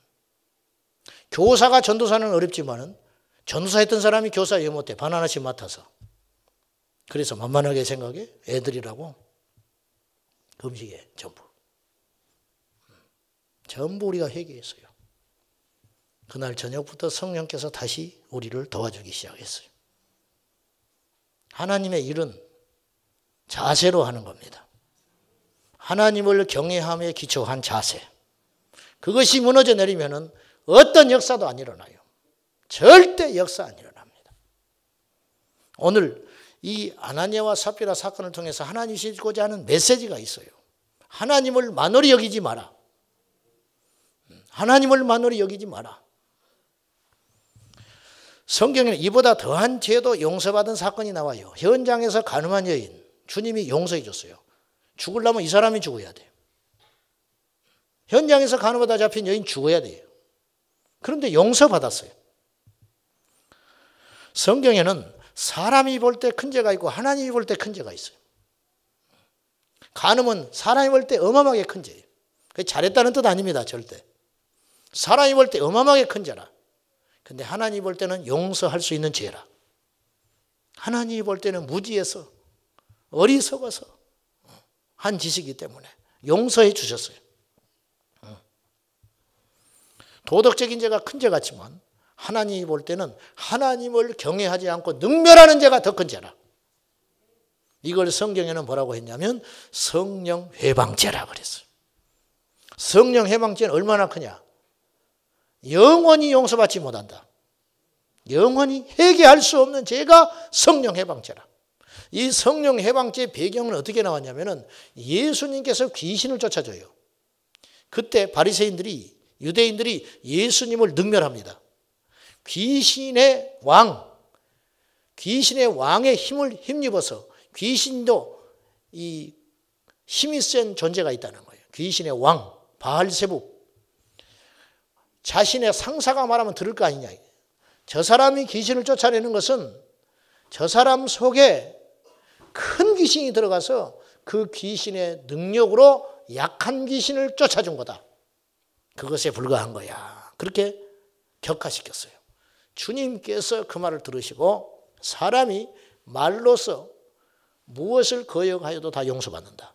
그러나 성령을 회방하는 자는 이생과 내세에 결코 사함받을 수 없다. 그들은 성령을 경멸하는 죄를 지었다. 능멸하는 죄. 하나님의 역사를 귀신의 장난이라고 했으니 이것이 얼마나 큰 죄냐. 세상으로 볼 때는 이게 무슨 죄예요. 그런 실수할 수 있지. 몰라서 그럴 수 있지. 그러나 하나님 앞에는 어마어마하게 큰 죄라. 이것이 얼마나 큰 죄인지 도무지 용서받을 수 없는 죄다. 용서받을 수 없는 죄라는 거 얼마나 큰 죄냐 그 말이에요. 얼마나 큰 죄. 우사가 죽습니다. 왜 죽냐? 다윗이 법궤를 다윗의 궁으로 이동해 오는데 타작 마당에 왔더니 소가 뛰었어요. 우사가 본능적으로 벗개를 잡았어요. 나라도 잡을 것 같아.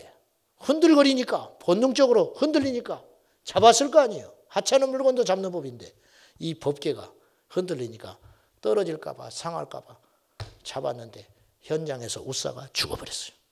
이 사건으로 말미암아 두려워가지고 법궤를 이동해 오지를 못해요. 이동해 오지를 못하고 다시 그 자리에서 머물러요. 이렇게 두려운 거라.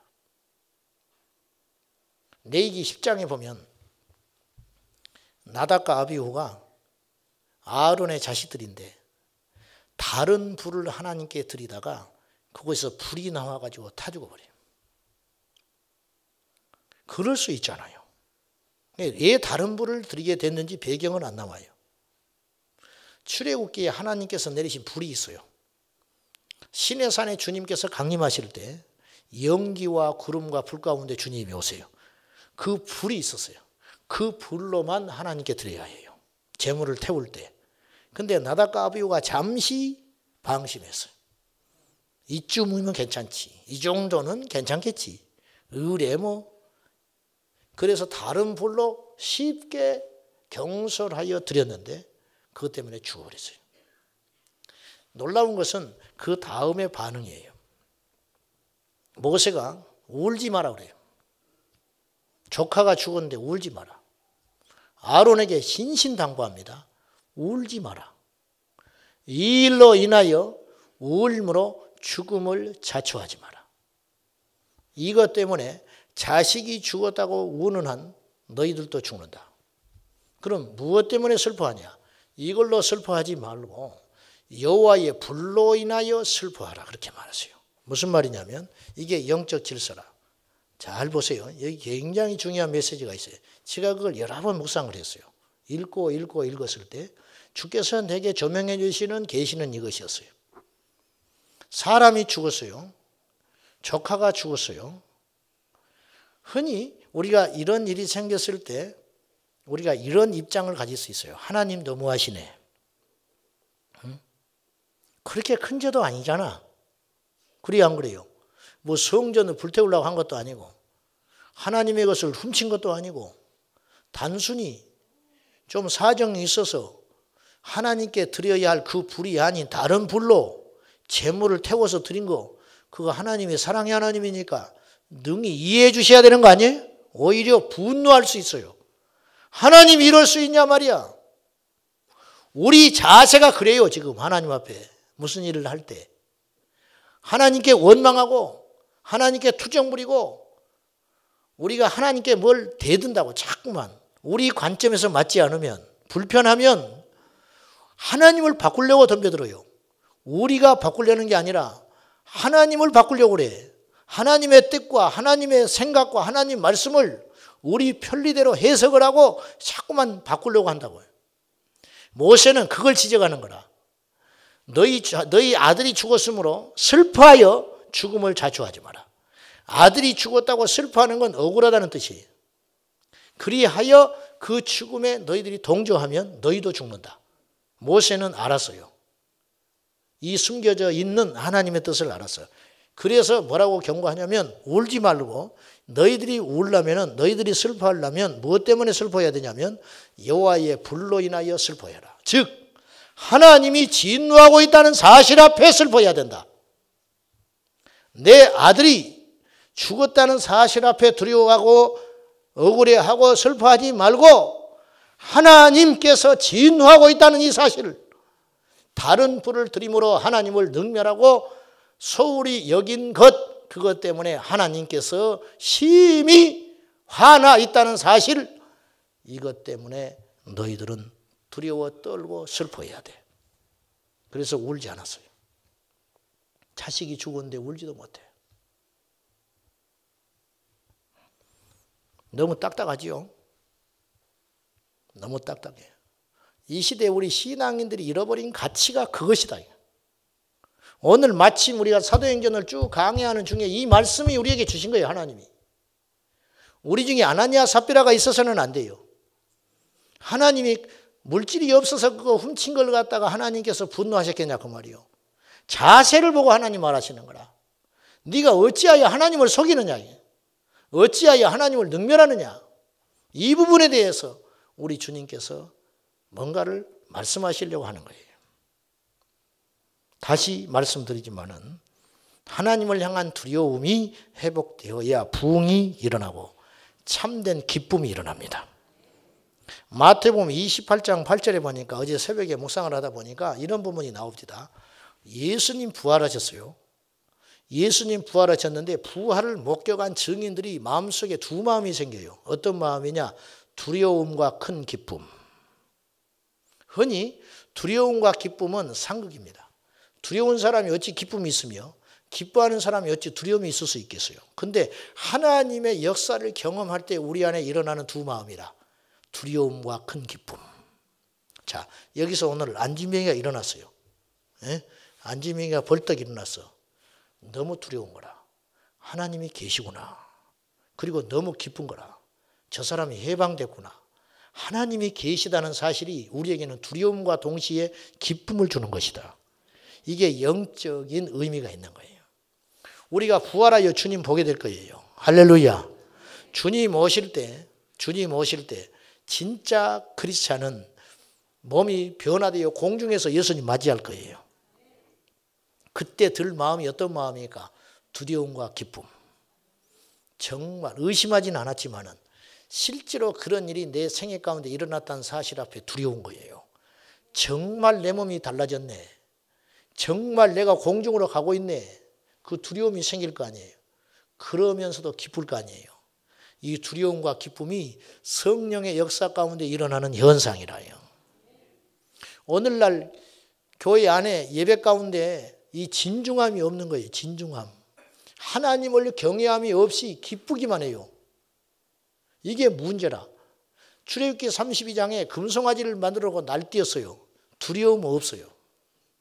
물론 그건 금송아지니까. 모세가 내려와서 돌판 10개명 돌판 던져서 깨버리고 그 금송아지를 갈아서 다 먹이라 해놓고 뭐라고 하냐면요. 모세가 이런 명령을 합니다. 칼을 차라. 이 사람들을 해할 사람을 찾으라. 와라. 네이 족속들이 일어났습니다. 네이 사람들이 칼을 차고 3,000명을 돌이켜버립니다. 그때 이 연관된 금송아지 앞에 펄펄 뛰며 거짓 예배했던 거짓 제사했던 사람들 3,000명을 돌이켜버려요. 근데 그 도륙당한 사람들이 누군지 아십니까? 네이 사람들의 가족, 아들, 이웃, 친척, 형제 죽여버려요.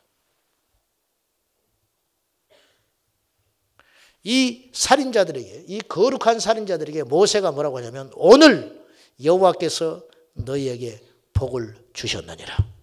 축복을 해요. 살인자들이 축복받은 건 성경에서 전무후무예요. 유일하게. 살인자들이 복을 받았어요. 왜? 하나님 앞에 죄를 척결했기 때문에. 이게 두려움이라. 오늘날 교회 안에 죄가 가득 들어와 있어요. 뭔가 잘못되고 있다는 걸 알아요. 근데 제거를 못하네. 왜? 내 피부치라. 제거를 못하네. 왜? 교회가 시끄러워지니까. 그래서 영적 권위가 와르르 무너져 버립니다. 예배할 때 하나님 임재가 없잖아요. 찬양할 때 기름 부음 없잖아요. 기도해서 하늘이 열리는 걸 경험을 못하잖아요. 왜 그런지 아십니까? 주님의 존중함이 사라져 버렸어요. 예배의 실패예요. 예배는 하나님을 존중하면서 시작되는 것입니다. 사랑하는 여러분, 영적 권위가 무너진 공동체는 비참합니다. 교회 공동체 안에서 우리가 자주 경험하지만 말씀과 기도를 통하여 은혜가 임하고 하나님을 향한 두려움이 회복될 때 공동체 안에 기쁨이 일어나요. 아이러니하게도. 다시 공동체 안에 말씀과 기도를 통하여 은혜가 임할 때 하나님을 향한 두려움이 회복되고 하나님을 향한 질서가 딱 잡힐 때 진짜 기쁨이 일어나요. 우리가 경험해 봤죠. 유독 하나님의 임재가 가득한 예배를 드리고 나면 그날 활기가 있습니다. 저는 그런 걸 많이 느꼈어요. 인간의 기분을 만족시키고 도덕과 윤리로 가득 찬 강단이 사람들에게 자유를 줄 것 같지만 그 예배가 끝나면 사람들은 원망과 불평을 쏟아내기 시작해요. 인간의 영은 아는 거예요. 다시 영적인 질서와 기강이 무너질 때 자유가 아닌 불평이 일어나기 시작해요. 그러나 은혜를 받아서 하나님을 바로 알게 되면 두려움과 떨림이 회복됨과 동시에 진정한 기쁨이 우리 안에서 일어나기 시작해요. 그것이 부흥의 전조라. 미국에 대각성 운동이 일어날 때 미국 캘리포니아 이런 해변가에는 실제로 경험한 이야기가 있었어요. 자, 제가 지명은 제가 확실히 말을 못하겠어요. 잊어버려서 오래돼서. 자, 어떤 분이 100km 밖에 있었는데 어떤 지역에 부흥이 일어났어요. 네, 지역은 기억이 안 나요. 그 지역에 하나님의 만지심이 부흥이 일어났어요. 부흥이. 100km 밖에 있는 우편 배달원이 갑자기 마음속에 싸한 생각이 들면서 두려움이 임하기 시작했어요. 그곳을 가야 되는데 100km 떨어진 그 부흥의 정점에, 그러니까 이 우편 배달부는 그곳에 어떤 일이 일어난지를 몰라요. 그 지역에 전체적으로 하나님의 만지심과 임재와 기름 부심이 일어났어요. 그래서 그곳에 부흥이 일어났어요. 자, 부흥이란 뭐냐? 숫자 늘어나는 거 아니라. 누차 말했어요. 부흥은 로이드 존스 목사님은 이런 말을 했어요. 부흥에 대하여 정의할 때 부흥은 하나님이 오시는 사건이다. 저는 예배 때마다 이걸 사모해요. 우리 예배 가운데 새벽 예배든 셀 예배든 대예배든, 대예배라는 말도 우스운 말이라. 그럼 소예배가 있네. 그래서 소예배는 잘 안 드리고 빠져나가 버리잖아요. 대예배는 목숨 걸고 지키면서. 여러분, 대예배가 어디가 있고 소예배가 어디 있어? 모든 예배는 중요하지요. 말 자체가 잘못된 거라. 저는 소원해요. 모든 예배 가운데 하나님의 임재가 일어나기를 소원해요. 그렇게만 할 수 있다면 우리 인생은 승리할 수 있어요. 예배에 하나님의 임재를 경험한다? 얼마나 놀라운 기적입니까? 그 우편 배달원이 100km 밖에 있는 부흥이 일어난 그 지역에 갔을 때 사람이 이제 방문할 거 아니에요. 우편을 배달하러. 간 집마다 공통적인 일이 일어났어요. 문을 엽니다. 사람들이 두려워 떨고 앉아 있었어요. 그리고 울고 있었어요.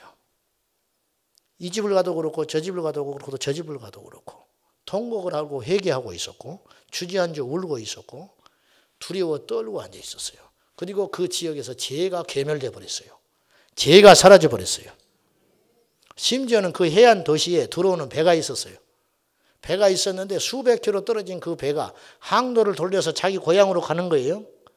뱃사람들 거칠거든요. 노름하고 술 먹고 알코올 중독자, 그런 막 난장판하던 사람들이 배를 돌려가지고 자기 고향 땅으로 가는 거예요. 기술을 돌려서.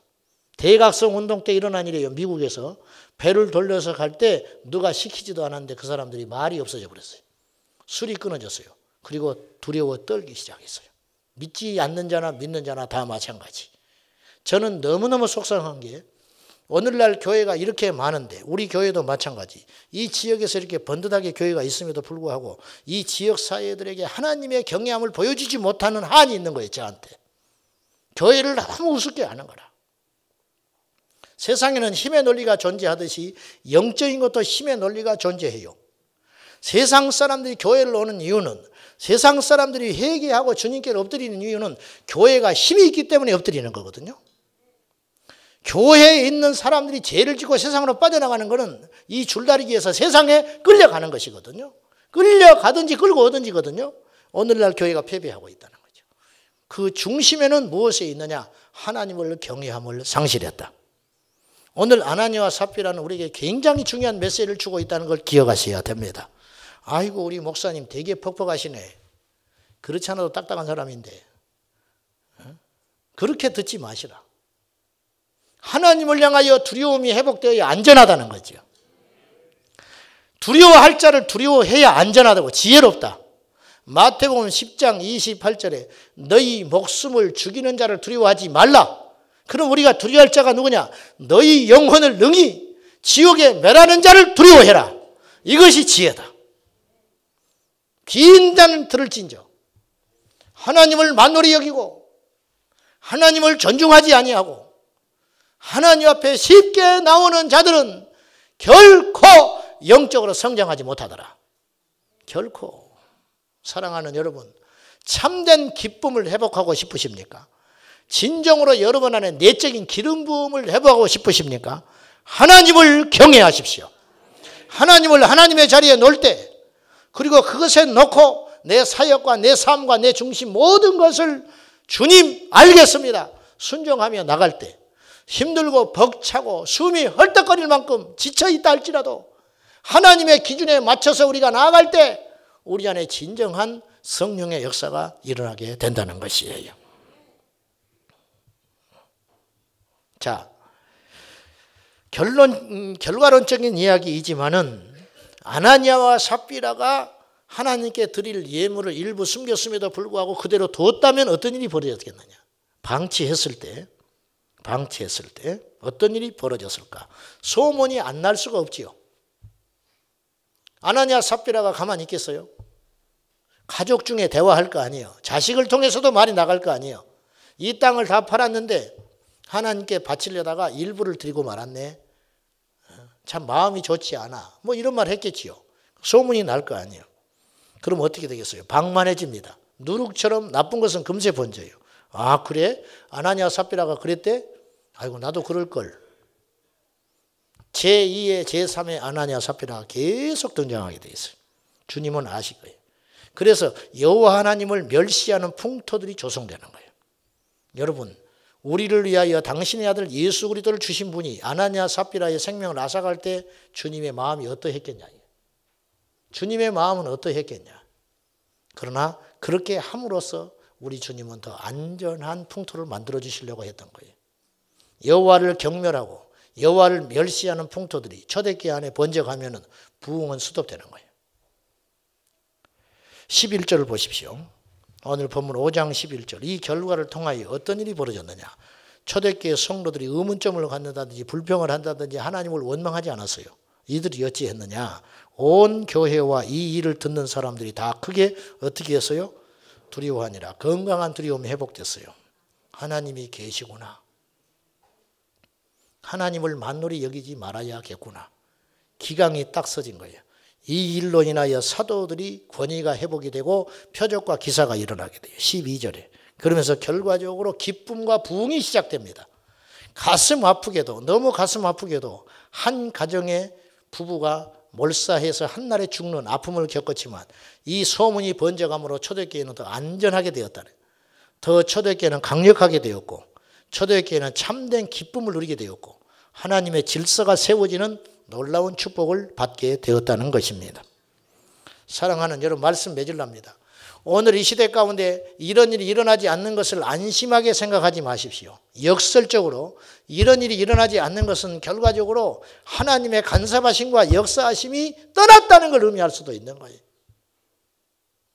떠났다는 것도 어떤 일을 행해도 아무런 일이 일어나지 않는 것은 사랑이 아니다. 로마서 1장에 보면은 저들의 정욕대로 하도록 방치하신 하나님, 그대로 둬버린다. 하나님 모르는 게 아니라. 금송아지를 만들어서 펄펄 뛰던 그들이 모세가 무슨 말을 하냐면 내려와서 아론을 꾸짖습니다. 영적 질서로는 아론이 나이가 더 많은데 육신의 형인데 아론이 모세에게 내 주여 그렇게 이야기해요. 주여. 이 백성의 완악함을 알지 않습니까? 다시 말해서 그대로 뒀다가 내가 죽게 생겼습니다.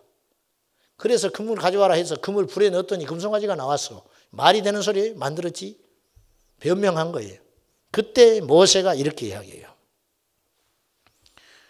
백성들로 하여금 방자하게 만들었다 그랬어요.